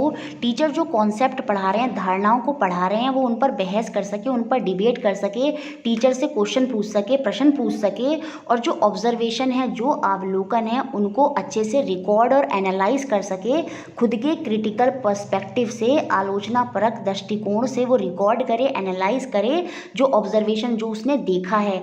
और यहाँ पर देखिए, क्रिटिकल जो पर्सपेक्टिव है, आलोचना परक दृष्टिकोण है, उससे मतलब है कि स्टूडेंट खुद से इनिशिएट लेते हैं, अपने अंदर झांकता है और खुद से देखता है, चीज़ों को समझता है और टीचर से क्वेश्चन पूछता है, वहाँ पर वो उनसे बहस करता है, वहाँ पे वो खुद से रिकॉर्ड करता है, एनालाइज करता है ऑब्जर्वेशन को जो उसने देखा। और टीचर, ये सब स्टूडेंट तभी कर पाएगा जब टीचर और स्टूडेंट के बीच में अच्छा रिलेशन होगा। और एक टीचर और स्टूडेंट के बीच में जो अच्छा रिलेशन होगा वो तभी होगा जब टीचर क्या करेगा, एक अच्छी अप्रोच, एक अच्छे उपागम का पालन करेगा। देखिए, जो अप्रोच होती हैं इनका प्रयोग जो माध्यमिक स्तर होता है, अपर सेकेंडरी लेवल होता है, वहाँ पर ये ज़्यादा फेमस होते हैं, वहाँ पर ये ज़्यादा लोकप्रिय होते हैं। क्यों? क्योंकि वहाँ पर टीचर को क्या करना होता है, सब्जेक्ट की डिटेल स्टडी करनी होती है। अब जैसे ह्यूमन हार्ट के बारे में डिटेल में पढ़ाना है, तो टीचर क्या करेगा, लैब में एक हार्ट थोड़ी दिखाएगा, एक वो अच्छा सा चार्ट दिखाएगा बच्चों को, श्याम पट पर जो आपका ब्लैक बोर्ड पर है उस पर बच्चे को डिटेल में अच्छे से डायग्राम के माध्यम से समझाएगा। अब देखिए, उसको अगर आर्किमिडीज का सिद्धांत डिटेल में बताना है तो बच्चों को वाटर में लाइव एग्जाम्पल करके दिखाएगा। तो वहाँ पर क्या होता है, डिटेल थ्योरी होती है, सिद्धांत होती हैं, उनको पढ़ाने के लिए क्या हुआ करते हैं, टीचर अलग अलग अप्रोच, अलग अलग उपागमों का प्रयोग करते हैं। इसीलिए ये उच्च माध्यमिक स्तर पर ज़्यादा फेमस होती है, क्योंकि वहाँ पर टीचर को हर कॉन्सेप्ट को क्लियर करने के लिए अलग अलग अप्रोचेस का प्रयोग करना पड़ता है और उनके लिए अलग अलग सामग्रियों का प्रयोग करना पड़ता है।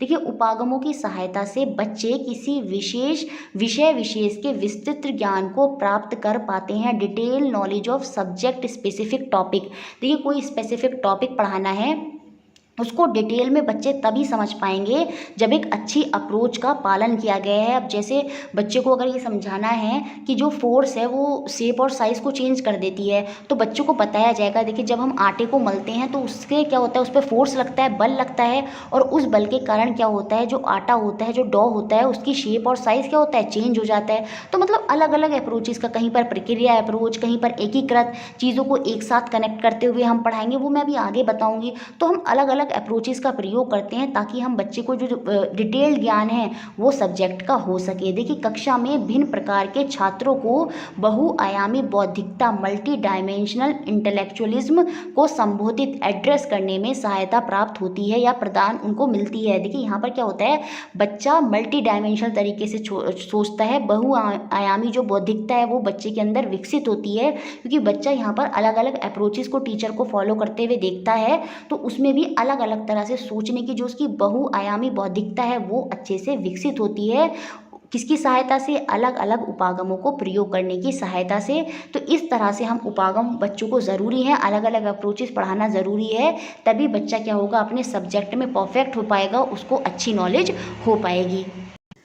देखिए सबसे पहले हम देखेंगे इंटीग्रेटेड अप्रोच क्या होता है, एकीकृत उपागम क्या होता है, और सीटेट में यहाँ से एक क्वेश्चन आने के पूरे चांस रहते हैं। सीधी सी बात आपको ध्यान रखनी है कि सभी विषयों सभी सब्जेक्ट को अलग अलग ना पढ़ाकर सभी को एक साथ कनेक्ट करते हुए यहाँ पर एक रूप में पढ़ाया जाता है, यही ऑप्शन मिलता है और आपको इसी को टिक करना है कि अलग अलग सब्जेक्ट को अलग अलग रूप में ना पढ़ाकर उन सबको एक साथ कनेक्ट करते हुए एक ही रूप में पढ़ाया जाए, वही आपका एकीकृत इंटीग्रेटेड अप्रोच होता है। इन एन इंटीग्रेटेड अप्रोच में क्या होता है, instead of teaching different subject अलग अलग विषयों के शिक्षण टीचिंग के स्थान पर क्या होता है, emphasise is given on the teaching of the inclusive nature of all subject, सभी विषयों के सम्मिलित स्वरूप के शिक्षण पर जोर दिया जाता है कि सभी सब्जेक्ट को एक साथ कनेक्ट करते हुए पढ़ाया जाए, यही आपका इंटीग्रेटेड अप्रोच है। Emphasise is given on teaching the inclusive nature of all subject, जैसा कि होता भी है जब आप प्राथमिक स्तर पर होते हैं तो वहाँ पर साइंस कोई एज अ सब्जेक्ट नहीं होता, उसको अदर सब्जेक्ट जैसे एनवायरमेंटल स्टडीज़ पर्यावरण के माध्यम से या एसएसटी के माध्यम से ही उसको पढ़ाने की कोशिश करी जाती है।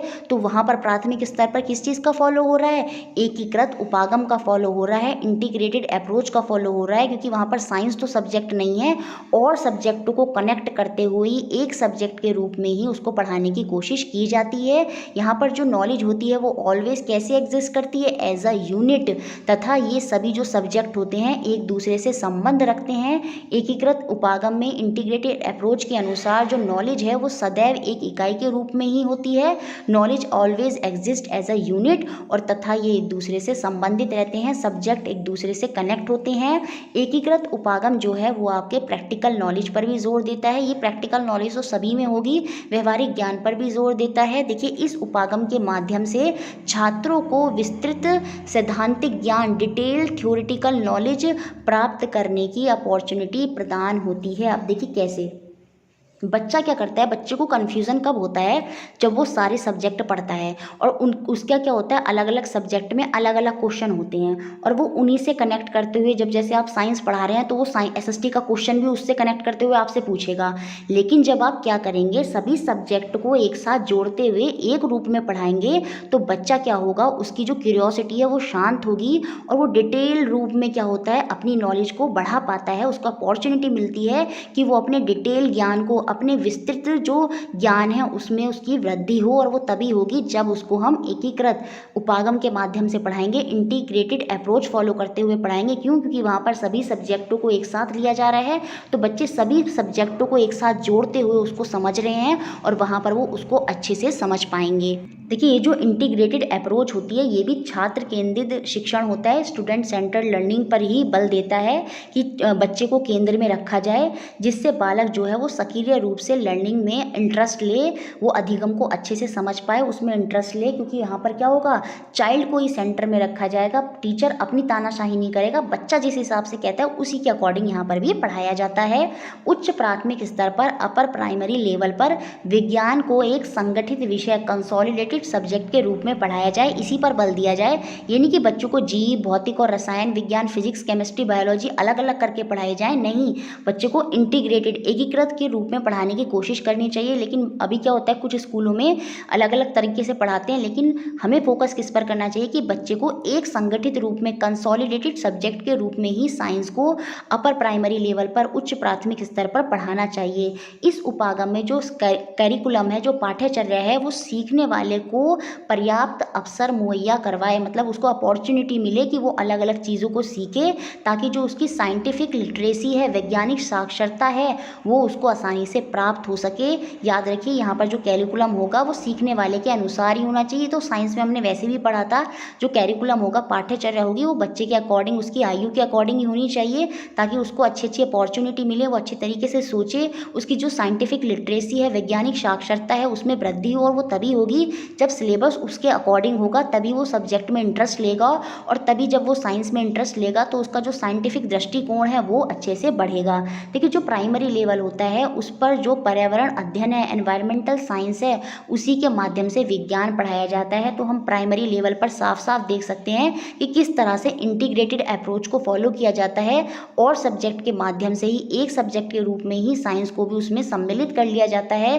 पर्यावरण अध्ययन के माध्यम से ही साइंस को बता देते हैं, वहाँ पर इंटीग्रेटेड अप्रोच का पालन होता है। तो यही आपकी इंटीग्रेटेड अप्रोच होती है, अलग अलग सब्जेक्ट को कनेक्ट करते हुए सभी को एक रूप में पढ़ाते हैं, ताकि बच्चे का अच्छे से विकास हो, उसका कॉग्निटिव डेवलपमेंट हो, साइंटिफिक लिटरेसी उसमें बढ़े, वो सभी सब्जेक्टों को एक रूप में देखे। यहाँ पर जो शिक्षण होगा वो बाल केंद्रित ही होगा, कि बच्चा जो है वो एक्टिव रूप से पार्टिसिपेट करे इंटीग्रेटेड अप्रोच में। यही सब चीज़ों को ध्यान में रखा जाता है।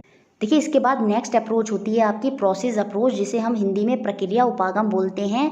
ये बहुत इंटरेस्टिंग होती है। यहाँ पर टीचर क्या करता है, बच्चों से खोज करने के लिए, रिसर्च करने के लिए कहता है। उसके बाद कहता है आप उन चीज़ों को ऑब्जर्व करने के बाद उनको अपनी कॉपी में लिखें जो आपने अवलोकन किया, फिर उन पर एक्सपेरिमेंट कराता है, प्रयोग करवाता है, और उनके बाद वो किसी कंक्लूजन, निष्कर्ष पर पहुँचते हैं, और उसके बाद टीचर किसी जो लॉ और थ्योरी है उसको प्रूव करता है। जैसे अगर टीचर को फोटोसिंथेसिस पढ़ाना है, प्रकाश संश्लेषण पढ़ाना है, तो पहले वो बच्चों से कहेगा कि आप स्कूल के बाहर जो प्लांट्स हैं, पौधे हैं, उनके बारे में देखें, रिसर्च करें, और उसमें जो आप अवलोकन करेंगे, ऑब्जर्व करेंगे, उसको अपनी कॉपी में लिख कर लाएं। फिर उसके बाद क्या करेगा टीचर उनसे, क्योंकि उसको फोटोसिंथेसिस समझाना है, उसका जो प्री डिटरमाइंड लर्निंग ऑब्जेक्टिव है उसको वो पूरा कराना है। किसके माध्यम से? रिसर्च, ऑब्जर्वेशन, एक्सपेरिमेंट, कंक्लूजन, और उसके बाद वो अपनी जो लॉ और थ्योरी है वो बच्चे को बताएगा। तो जो उसका प्री डिटरमाइंड ऑब्जेक्टिव है उसको पूरा कराना है बच्चों से। तो वो क्या करेगा, फिर उसके बाद बोलेगा बच्चों से, अच्छा आपने प्लांट के बारे में सब कुछ देखा।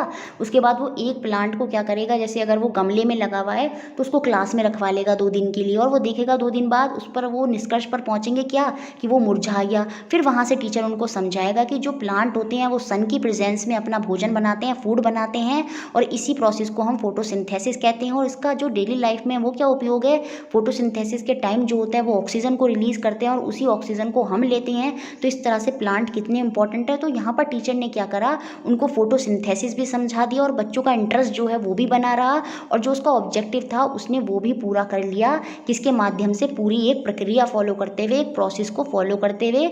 यही आपकी प्रक्रिया अप्रोच होती है। यहाँ पर रिसर्च होती है, ऑब्जर्वेशन करते हैं, एक्सपेरिमेंट करते हैं, फिर किसी लॉ और थ्योरी को प्रूव कराते हैं, और उनका डेली लाइफ में क्या प्रयोग है, इन सब चीज़ों को ध्यान में रखते हुए जो टीचर है वो पूर्व निर्धारित जो उसके शिक्षण अधिगम है, प्री डिटरमाइंड लर्निंग ऑब्जेक्टिव है, जो उसने पहले से डिटरमाइन किया है कि अच्छा आज मुझे बच्चे को फोटोसिंथेसिस पढ़ाना है, तो उसको प्राप्त करने के लिए वो क्या करता है, अपने स्टूडेंट पर इन सब का प्रयोग करता है। यही आपकी प्रोसेस अप्रोच होती है। देखिए इसके बाद नेक्स्ट अप्रोच आती है क्रिएटिव अप्रोच, रचनात्मक उपागम। और यहाँ पर जो वेरियस थ्योरीज होती हैं, विभिन्न सिद्धांत होते हैं, उनको क्लियर करने के लिए हम क्रिएटिव अप्रोच का पालन करते हैं। यहाँ पर जो फोकस होता है, जो विशेष बल होता है, वो अनुभवी अधिगम पर होता है, एक्सपेरिमेंटल लर्निंग पर होता है, गतिविधियों पर, एक्टिविटीज़ पर सबसे ज़्यादा फोकस किया जाता है। बच्चों को एक्सपेरिमेंट करके बताए जाते हैं। उससे क्या होता है, बच्चों की जो कल्पना शक्ति होती है, इमेजिनेशन होती है, वो विकसित होती है। बच्चों के दिमाग में नए नए आइडियाज़ आते हैं, और वो अलग अलग तरह की क्रिएटिविटी, जो उनकी जो रचनात्मकता, सोच है, क्रिएटिव स्किल है, वो कहीं ना कहीं विकसित हो जाता है। तो यहाँ पर थ्योरीज को बताने के लिए एक्सपेरिमेंट का प्रयोग किया जाता है। जैसे एसिड बेस को बताने के लिए, जैसे हमने बताया था जो हल्दी होती है उस पर अगर एसिड को डाला जाता है तो कोई कलर चेंज नहीं होता, लेकिन बेस को डाल देते हैं तो उसका कलर रेड हो जाता है। तो उससे क्या होगा, बच्चा खुद से फिर क्या होगा, हल्दी की जगह कुछ और लेगा। तो वहाँ पर बच्चों के दिमाग में नए आइडियाज़ आएंगे, वो क्रिएटिव स्किल जो है वो उनकी अपनी डेवलप होती है। तो यहाँ पर एक्टिविटी, एक्सपेरिमेंट पर फोकस किया जाता है, ताकि जो बच्चे की रचनात्मक सोच है, क्रिएटिव स्किल है, वो डेवलप हो सके। देखिए, बच्चों को विज्ञान सीखने की प्रक्रिया में सक्रिय रूप से शामिल करना होता है, एक्टिवली इन्वॉल्व किया जाता है, रोल प्ले, नाटक वगैरह कराकर। जैसे कोई प्रोजेक्ट कार्य दे दिया जहाँ पर बच्चे एक साथ इन्वॉल्व हो रहे हैं, उससे क्या होता है बच्चों की जो क्रिएटिव स्किल है वो बाहर निकल कर आती है। उनको एक्टिव रूप से पार्टिसिपेट करवाया जाता है, वो खुद वहाँ पर इन्वॉल्व होते हैं बच्चे, तभी उन चीज़ों को वो अच्छे से समझते हैं और उनकी जो क्रिएटिव स्किल है वो भी बढ़ पाती है। इससे बच्चों की क्या होती है, जब ये सब चीज़ें वो करते हैं तो उनकी सीधी सी बात है कल्पना शक्ति, जो इमेजिनेशन है वो विकसित होती है, और जो वैज्ञानिक वृद्धि है, साइंटिफिक ग्रोथ है, उसको जागृत करने के लिए ये बहुत ही आवश्यक है। अगर हमें बच्चों को वैज्ञानिक ढंग से सोचने के लिए मजबूर करना है, उनकी जो वैज्ञानिक साक्षरता है उसको बढ़ाना है, साइंटिफिक लिटरेसी को, तो हमें उनके अंदर क्रिएटिव अप्रोच को के माध्यम से, ये हम किसके माध्यम से कर सकते हैं, क्रिएटिव अप्रोच, रचनात्मकता के माध्यम से कर सकते हैं। एक्सपेरिमेंट कराएं, एक्टिविटीज़ कराएं, बच्चे उससे सोचेंगे, इमेजिनेशन करेंगे और उनका जो क्रिएटिव स्किल है वो ऑटोमेटिक बढ़ जाएगा। उनसे नाटक भी कराए जाएँ, रोल प्ले भी कराए जाएँ, जैसे सेव ट्री, सेव वाटर, बहुत सी चीज़ों पर। उससे भी क्या होता है, बच्चों का जो क्रिएटिव होता है, वो क्रिएटिवनेस होती है, वो बाहर निकल कर आती है। तो यही है आपका क्रिएटिव अप्रोच। देखिए, नेक्स्ट अप्रोच होती है आपकी हैंड ऑन एक्टिविटीज़, हस्त सिद्ध क्रियाकलाप। ये सबसे अच्छा माध्यम है, सबसे अच्छा मेथड है जब हमें बच्चों को साइंस से जोड़ना होता है, विज्ञान से बच्चों को जोड़ने के लिए सबसे अच्छा मीडियम होता है। यहाँ पर टीचर जो है बच्चों को एक गतिविधि दे देगा, एक ऐसी एक्टिविटी दे देगा जिसे बच्चे स्वयं से करेंगे, और उसके बाद उसका खुद से करने का प्रयास करने के बाद उसकी एक रिपोर्ट तैयार करते हैं। यहाँ पर टीचर बोलता है कि आप इस एक्टिविटीज़ को करें, और इस एक्टिविटीज़ के बाद जो आपने ऑब्जर्व किया, अवलोकन किया, उसकी एक रिपोर्ट बनाकर लाइए। यही आपकी हैंड ऑन एक्टिविटीज़ होती है। ऐसा ही बच्चे को करने को कहा जाएगा। देखिए, जैसे टीचर ने एक एक्टिविटीज़ दे दी कि आप जाइए, एक बॉटल लीजिए, बॉटल के ऊपर के सिरे को काट दीजिए और उसमें पानी भरिए। उसके बाद क्या करना, आप मिट्टी लेके आना और उस मिट्टी, बहुत सारी मिट्टी ग्राउंड से लेकर आना और उस मिट्टी को उस बॉटल के अंदर डाल देना, और फिर जो जो चीज़ आप देखेंगे उसको रिपोर्ट बनाकर लिख कर लेकर आइए। तो यहाँ पर टीचर ने क्या करा, एक गतिविधि दे दी, तो बच्चे क्या करेंगे, स्वयं से जाकर मिट्टी लेकर आएंगे, खुद से पहल करेंगे और उस एक्टिविटी को करने का प्रयास करेंगे। यहाँ पर बच्चा खुद से करता है, टीचर सिर्फ क्या कर रहा है, मार्गदर्शक की तरह कार्य करता है। इनिशिएटिव, पहल कौन कर रहा है, बच्चा कर रहा है। उसके बाद क्या करा, जब बच्चे उस मिट्टी को लेकर आए, उनको पानी में डाला और उनको कुछ रिपोर्ट भी लिखनी है, तो बच्चों ने क्या देखा, थोड़ी देर बाद जो पत्थर थे वो नीचे रह गए, जो चिकनी, जो उसमें रेत था वो उसके ऊपर आ गया, उसके ऊपर एक और मिट्टी की परत उसमें आ गई, क्लेट सॉइल आ गई। उसके बाद उन्होंने देखा उसमें पानी है, और उसके बाद उन्होंने देखा पानी के ऊपर जो उसमें मिट्टी में थोड़ा बहुत कचरा वगैरह था, जैसे पेड़ पौधे के तिनके वगैरह थे, वो पानी के ऊपर तैर रहे थे। तो यही सब बात वो क्या है, बच्चे लिख कर लेकर आए, उन्हीं की एक रिपोर्ट बनाकर लेकर आए। तो इस तरह से बच्चों ने क्या करा, खुद से पहल की, खुद से कार्य करने की कोशिश की, और उसके बाद टीचर उनको समझाएगा कि देखिए, बच्चा दिखाएगा, अरे बच्चे आपने ये क्या करके दिखाया, ये तो सेम ऐसा बुक में सॉइल के चैप्टर में लिखा है। देखिए, सॉइल में लिखा हुआ है कि कैसे, देखिए जब हमें सॉइल की अलग अलग लेयर को देखना होता है तो सबसे नीचे पत्थर होते हैं, और वही इसमें है एक्टिविटी में, सबसे नीचे जो है मिट्टी के जो मोटे मोटे पत्थर थे वो नीचे आ गए, और उसके बाद जो है बालू, जो सैंड है वो रेत आ गई, उसके बाद उसमें चिकनी मिट्टी, क्लेट सॉइल आ गई, उसके बाद इसके ऊपर पानी है, और उसके ऊपर जो ये तिनके वगैरह, ये छोटे मोटा कचरा पड़ा हुआ है पानी के ऊपर जो तैर रहा है, वो आपका क्या है, ह्यूमस है। तो इस तरह की एक्टिविटीज़, हैंड ऑन एक्टिविटीज़ के माध्यम से हम बच्चों को समझाने की कोशिश करते हैं। टीचर सिर्फ बच्चों का मार्गदर्शन करता है। तो यहाँ से ये पता चलता है, यह जो उपागम है, यह जो अप्रोच है, वो principle of learning by doing, खुद से करके सीखने के सिद्धांत पर आधारित है। स्वयं से करके सीखने से क्या होता है, छात्रों को विज्ञान के जो मूलभूत फंडामेंटल प्रिंसिपल होते हैं वो स्पष्ट रूप से उनको समझ में आते हैं, और जो आगे चल के उनको डिटेल लर्निंग करनी है उनके भी उनको अपॉर्चुनिटी मिलती है, उनका अवसर मिलता है, क्योंकि जब वो उनको बेसिक लेवल पर, फंडामेंटल लेवल पर प्रिंसिपल को समझेंगे तभी वो आगे चलकर उनकी डिटेल नॉलेज कर पाएंगे। याद रखिए, जो हैंड ऑन एक्टिविटीज़ है ये किस पर आधारित है, लर्निंग बाय डूइंग। यहाँ पर बच्चे खुद करके सीखते हैं, खुद एक्टिविटी करते हैं, पहल खुद करते हैं, टीचर सिर्फ मार्गदर्शन करता है और बाद में टीचर उनको समझाता है जब वो रिपोर्ट बनाकर लाते हैं। तो ये होती है आपकी hand on activity. I hope आपको ये सारी एक्टिविटीज़ समझ में आ गई होंगी, सारे अप्रोच समझ में आ गए होंगे। तो चलिए, अब हमने अप्रोचेस को तो समझ लिया है, अब हम आगे पेडागोजी में समझेंगे कि टीचिंग में कौन कौन से मेथड यूज़ करे जाते हैं, और यहाँ से बहुत ज़्यादा पेडागोजी में आपको जो क्वेश्चन है साइंस में देखने को मिलते हैं। 2-3 मिनट का ब्रेक ले सकते हैं और फिर से आप जो है देखिएगा कि टीचिंग मेथड जो है वो क्या क्या आपको साइंस में बताए हैं पेडागोजी में। देखिए, सबसे पहले हम समझेंगे टीचिंग मेथड क्या होता है, शिक्षण विधि क्या होती है। देखिए, क्लास में स्टूडेंट है और टीचर है और उन दोनों के बीच में हमेशा एक अंतःक्रिया होती रहती है, इंटरेक्शन होता रहता है और दोनों का ही अपना अपना गोल होता है, लक्ष्य होता है। टीचर का लक्ष्य ये होता है कि वो अपनी नॉलेज, अपने ज्ञान को अपने स्टूडेंट तक पहुँचाना चाहता है और स्टूडेंट का लक्ष्य ये होता है जो टीचर नॉलेज दे रहा है वो उसको अच्छे से ग्रहण करें, टेक करें और उसको अच्छे से समझें। अब ये जो अंतःक्रिया स्टूडेंट और टीचर के बीच में चल रही है और जो लक्ष्य टीचर और बच्चों को प्राप्त करना है, उस लक्ष्य की प्राप्ति के लिए जब शिक्षक, टीचर जिस ढंग से विद्यार्थियों को ज्ञान, नॉलेज प्रदान करता है, उसे ही आपका शिक्षण विधि कहते हैं, टीचिंग मेथड कहते हैं। देखिए, there is an interaction between the teacher and the student. अध्यापक और विद्यार्थियों के मध्य अंतःक्रिया होती रहती है और इस संपूर्ण अंतःक्रिया किसी लक्ष्य की ओर उन्मुख होती है and the entire interaction is oriented toward the goal. Goal होता है, एक लक्ष्य होता है, टीचर का लक्ष्य है नॉलेज को देना और बच्चों का लक्ष्य है उस नॉलेज को अच्छे से समझना।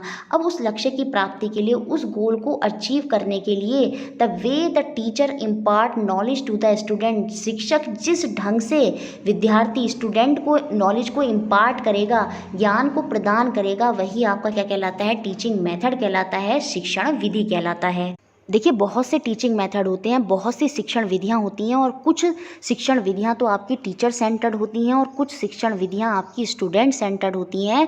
इसलिए इनको दो भागों में बांटा जाता है क्योंकि कुछ शिक्षण विधियां आपकी शिक्षक केंद्रित होंगी और कुछ शिक्षण विधियां जो होंगी वो आपकी छात्र केंद्रित होंगी। अगर मैं शिक्षण केंद्रित विधि, टीचर सेंटर्ड मेथड की बात करूँ तो यहाँ पर जो टीचर होता है उसका स्थान मुख्य होता है और जो स्टूडेंट है उसका स्थान गौड़ होता है, सेकेंडरी होता है। जैसे जो व्याख्यान विधि होती है, लेक्चर मेथड होता है, वहाँ पर टीचर क्या करता है, बोलता रहता है, वही जो है मेन फोकस में होता है। बच्चे सिर्फ क्या करते हैं, निष्क्रिय श्रोता, पैसिव लिसनर की तरह टीचर को सुनते रहते हैं, वहाँ पर उनका कोई खास रोल नहीं होता, इसलिए वो सेकेंडरी होते हैं, वो गौड़ होते हैं, वो केवल प्रश्न करते हैं या प्रश्नों के उत्तर देते हैं।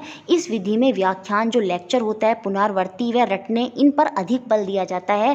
जैसे टीचर पहले बोलेगा, बच्चे बाद में उसको रिपीट करेंगे, उसकी पुनरावृत्ति करेंगे, यहाँ पर रटने, इन जैसी प्रवृत्तियों पर विशेष बल दिया जाता है। इसलिए टीचर सेंटर्ड मेथड को ज़्यादा अच्छा नहीं समझा जाता, लेकिन अगर टीचर को कोई डेमो करके दिखाना है साइंस में, तब ये विधि अच्छी है, तब ये मेथड जो इसके अंदर होंगे वो अच्छे होंगे। लेकिन बेसिक रूप में जो साइंस में अच्छा माना जाता है, जो विधियां उसके अंदर आती हैं, वो होती हैं आपकी स्टूडेंट सेंटर, जहाँ पर छात्र क्या होगा, स्टूडेंट क्या होगा, केंद्र में होगा। क्यों? क्योंकि यहाँ पर क्या होता है, वो निष्क्रिय श्रोता नहीं होता, पैसिव लिसनर नहीं होता, यहाँ पर वो एक्टिव होता है, एक्टिवली हर चीज़ में खुद से पार्टिसिपेट करेगा। और जो टीचर होता है वो छात्रों की आवश्यकता, रुचि व क्षमताओं को ध्यान में रखता है, जो उनकी नीड है, उनका इंटरेस्ट है और उनकी एबिलिटी है, उन सब की टेक केयर करेगा। कौन? टीचर। किस में? छात्र केंद्रित विधि में, स्टूडेंट सेंटर में। वहाँ बच्चों के इंटरेस्ट के अकॉर्डिंग ही टीचर पढ़ाता है और जो स्टूडेंट होता है वो सक्रिय रूप से भाग लेते हैं। द स्टूडेंट पार्टिसिपेट एक्टिवली, जिससे क्या होता है, उनके कौशल और सामर्थ्य का विकास होता है। Developing their skill and abilities, अगर बच्चों के कौशल और सामर्थ्य का, बच्चों को खुद से करके, लर्निंग बाय डूइंग, जहाँ पर बच्चे खुद से करके सीखेंगे, खोजी बनेंगे, वो सब तभी होगा जब शिक्षण कैसा होगा, शिक्षण विधियां कैसी होंगी, छात्र केंद्रित होंगी, स्टूडेंट सेंटर्ड होंगी, क्योंकि तभी उनके तीनों पक्षों का, कॉग्निटिव, इमोशनल और आपका जो साइकोमोटर होता है, क्रियात्मक विकास होता है, वो हो पाएगा। देखिए, अब हम देखेंगे कि साइंस में किस तरह की विधियों, जो मेथड होते हैं, उनका प्रयोग किया जाता है। देखिए, जब साइंस का शिक्षण होता है, विज्ञान की टीचिंग होती है, तो डिफरेंट टाइप ऑफ विधियां, जो मेथड होते हैं, उनका प्रयोग होता है और इनमें से कुछ मेन है, प्रमुख हैं आपके व्याख्यान विधि, जिसे हम लेक्चर मेथड बोलते हैं। यहाँ पर टीचर बोलता रहता है और बच्चे सिर्फ उनको सुनते हैं, वो वहाँ पर एक्टिव रूप से पार्टिसिपेट नहीं करते, वो पैसिव लिसनर होते हैं, निष्क्रिय श्रोता होते हैं। दूसरी होती है आपकी निरीक्षण अवलोकन विधि, यहाँ पर बच्चे ऑब्जर्वेशन करते हैं, गाइडेंस करते हैं, इंस्पेक्शन करते हैं, जो टीचर समझा रहा है या जो चीज़ वो देख रहे हैं उसको वो ऑब्जर्व करेंगे, उसका अवलोकन करेंगे और उसके बेसिस पर बच्चे रिपोर्ट तैयार करते हैं। फिर होती है आपकी परियोजना विधि, प्रोजेक्ट मेथड, यहाँ पर टीचर बच्चों को बहुत सारे प्रोजेक्ट देता है, प्रोजेक्टों में बच्चों को बांट देता है और बच्चे उन प्रोजेक्ट पर कार्य करते हैं। फिर होती है आपकी लेबोरेटरी मेथड, जिसे हम कहते हैं प्रयोगशाला विधि, यहाँ पर क्या होता है, बच्चों को प्रयोग करके दिखाए जाते हैं लेबोरेटरी में। टीचर क्या करेगा, उनको समझाएगा, फिर बच्चे क्या करते हैं, उनका प्रयोग करते हैं लैब में, जैसे आप केमिस्ट्री की लैब में करते थे, फिजिक्स की लैब में करते थे। उसके बाद आती है आपकी खोज विधि, जिसे हम सर्च मेथड कहते हैं। यहाँ पर लर्निंग बाय डूइंग, खुद से करने पर ज़्यादा बल दिया जाता है। फिर आती है आपकी समस्या समाधान विधि, प्रॉब्लम सॉल्विंग मेथड। जो बच्चों की समस्याएं आती हैं उनको सुलझाने के लिए टीचर जो उनकी हेल्प करता है वही आपकी होती है प्रॉब्लम सॉल्विंग मेथड, समस्या समाधान विधि। तो आइए एक करके इनको पढ़ते हैं। देखिए, सबसे पहले हम समझेंगे लेक्चर मेथड क्या होता है, व्याख्यान विधि क्या होती है। लेक्चर का मतलब होता है presenting any matter to the student in the form of speech. जब हम किसी प्रकरण को, मैटर को भाषण के रूप में प्रस्तुत करते हैं बच्चों के सामने टीचर, तो वही आपका लेक्चर मेथड होता है, व्याख्यान विधि होती है। और ये हमारा बहुत ही प्राचीन विधि है, एशियंट मेथड है। इसमें क्या होता है, टीचर केवल बोलता है, स्पीक करता है, और छात्र जो होते हैं निष्क्रिय श्रोता, पैसिव लिसनर के रूप में चुपचाप उस भाषण को सुनते हैं। तो क्वेश्चन बन सकता है व्याख्यान विधि में बच्चे कैसे होते हैं, बच्चे पैसिव लिसनर होते हैं। बच्चे क्या करते हैं, निष्क्रिय श्रोता हैं, वो केवल क्या कर रहे हैं, स्पीच को सुन रहे हैं, वो सक्रिय रूप से उसमें भागीदारी नहीं लेते, वे सक्रिय रूप से उसमें भाग नहीं लेते, डू नॉट पार्टिसिपेट एक्टिवली। ये आप याद रखेंगे लेक्चर मेथड में। मेन फोकस पर टीचर है और सेकेंडरी लेवल पर कौन है, बच्चा है, वो गौड़ है, वो निष्क्रिय श्रोता है, पैसिव लिसनर है, जो चुपचाप स्पीच को सुन रहा है। यही कारण होता है प्राइमरी लेवल पर इसका प्रयोग नहीं किया जाता, क्योंकि इस मेथड से बच्चों के मस्तिष्क के विकास, कॉग्निटिव डेवलपमेंट नहीं होता, उनके अंदर जो सृजनात्मकता होती है, क्रिएटिव स्किल होती है, वो डेवलप नहीं हो पाती। इस मेथड का प्रयोग उच्च कक्षाओं में, हायर क्लासेस में किया जाता है, जैसे 11th 12th कॉलेज हो गया, वहाँ पर इसका मेथड का प्रयोग ज़्यादा किया जाता है। क्योंकि वहाँ पर क्या होता है, टीचर क्या करता है, सिर्फ प्रस्तुतिकरण करता है, प्रेजेंटेशन करता है, और छात्रों को केवल इन्फॉर्मेशन प्रोवाइड करी जाती है, केवल सूचना प्रदान करी जाती है। और ऐसा केवल बड़े लेवल पर ही हो सकता है, छोटे लेवल पर ऐसा नहीं हो सकता। छोटे लेवल पर अगर ऐसा होगा तो बच्चे कुछ भी समझ नहीं पाएंगे, और किसी भी तरह का विकास, जब उनके मस्तिष्क का विकास नहीं होगा, कॉग्निटिव डेवलपमेंट नहीं होगा, तो और भी विकास जो है, उनकी सृजनात्मकता हो गई, क्रिएटिविटी हो गई और रचनात्मकता हो गई, ठीक है, वो सब विकास उनके अंदर नहीं होंगे, इमोशनल भी नहीं होगा, और कहीं ना कहीं वो क्रियाशील भी नहीं हो पाएंगे। ठीक है, तो हायर क्लासेस में इसका प्रयोग ज़्यादा किया जाता है। अब देखिए, जो लेक्चर मेथड होता है, क्योंकि ये हायर क्लासेस में यूज़ हो रहा है, तो वहाँ पर सिलेबस ज़्यादा है, तो कम समय में जो ज़्यादा सिलेबस होता है, व्यापक पाठ्य वस्तु होता है, उसको कंप्लीट करना इस मेथड के द्वारा संभव है। कॉम्प्रिहेंसिव टेक्स्ट बुक को इस टीचिंग मेथड से किया जा सकता है। यह सरल होती है, सिंपल है, क्योंकि इसमें टीचर बोल रहा है, बच्चे सुन रहे हैं। ये संक्षिप्त है, कॉन्साइज है, क्योंकि यहाँ पर डिटेल में नहीं पढ़ाया जाता, सिर्फ शॉर्ट शॉर्ट में टीचर स्पीच देता है और बच्चे उसको सुनते हैं। ये फास्ट होती है ये विधि, क्योंकि तीव्र है, बच्चा टीचर बोल रहा है, बच्चे सुन रहे हैं, तो ये तीव्र होती है। तो इन्हीं पर ये आधारित होती है, सरल, संक्षिप्त और तीव्र गति से चलने वाली ये विधि होती है। देखिए, लेकिन प्राइमरी लेवल पर भी जब विषय की प्रस्तावना करनी है, टॉपिक का इंट्रोडक्शन करना है, तो उस समय यह विधि सबसे अच्छी होती है, सर्वोत्तम होती है, बेस्ट होती है। क्योंकि टीचर क्या करता है, क्लास में आता है, बच्चों की प्रीवियस नॉलेज से कनेक्ट करते हुए उनको सब्जेक्ट को, टॉपिक को समझाता है, तो वहाँ पर वो स्पीक ही तो करता है और बच्चे क्या करते हैं, सिर्फ सुनते हैं उसको। तो जब टॉपिक का इंट्रोडक्शन देना है तो उस समय यह विधि अच्छी होती है, लेक्चर मेथड का ही वहाँ पर प्रयोग किया जाता है। क्योंकि यहाँ पर टीचर बोल रहा है, बच्चे सुन रहे हैं, तो प्रयोगशाला और उपकरणों, जो लैब और इक्विपमेंट होते हैं, उनकी यहाँ पर कोई आवश्यकता नहीं होती है। अब देखिए, अगर मैं इसके दोष की बात करूँ, डीमेरिट की बात करूँ, तो इसमें छात्रों को अस्थायी ज्ञान, टेम्पररी नॉलेज मिलती है। क्योंकि जो टीचर स्पीच को सुनते हैं, जो टीचर स्पीच को बोल रहा है और बच्चे उसको सुन रहे हैं, तो 1-2 दिन में बच्चे क्या होते हैं, उस स्पीच को भूल जाते हैं, उसमें टीचर ने क्या बोला, तो उससे उनका जो परमानेंट नॉलेज है वो नहीं हो पाती। इसमें क्या होता है, बच्चों को अस्थायी ज्ञान मिलता है, जिससे उनके मस्तिष्क का विकास, कॉग्निटिव डेवलपमेंट नहीं हो पाता। इसलिए प्राइमरी लेवल पर इसको यूज़ नहीं किया जाता। इवन अपर प्राइमरी लेवल पर भी एक्टिविटी करके सीखने पर ही ज़्यादा बल दिया जाता है, लेक्चर मेथड को इग्नोर ही किया जाता है। देखिए, विज्ञान में जो साइंस होता है उसमें करके सीखने, लर्निंग बाय डूइंग पर फोकस ज़्यादा होता है, और जबकि इस विधि में करके सीखने का कोई स्थान नहीं है। तो बेसिक लेवल पर ये विधि बिल्कुल भी अच्छी नहीं है, चाहे प्राइमरी लेवल हो चाहे अपर प्राइमरी लेवल हो। इस विधि का कम से कम प्रयोग होता है सिर्फ टॉपिक के इंट्रोडक्शन में, या कोई बहुत सी भारी चीज़ है जो टीचर को स्पीच के माध्यम से ही समझानी हो, उस समय ही केवल लेक्चर मेथड का प्रयोग किया जाता है। अब देखिए, लेक्चर मेथड में क्या होता है, छात्रों में जो रटने की प्रवृत्ति होती है, रोट लर्निंग होती है, वो बढ़ जाती है। क्योंकि बच्चे को पता है टीचर बोल रहा है और हमें सुनना है। अब उसको समझ में आ रहा है या नहीं आ रहा है, वो अलग बात है। तो जब बच्चे को समझ में नहीं आएगा तो बच्चा क्या करता है, उसको बिना समझे लिखेगा और उसको रटना शुरू कर देगा। तो यही कारण होता है, लेक्चर मेथड से क्या होता है, रटने की जो प्रवृत्ति होती है, रोट लर्निंग होती है, वो बच्चों में बढ़ जाती है। यही कारण है इस मेथड को कम से कम प्रयोग किया जाता है। देखिए, लेक्चर मेथड की खामियों को दूर करने के लिए ही बाद में आया लेक्चर डेमोन्स्ट्रेशन मेथड, व्याख्यान युक्त प्रदर्शन विधि।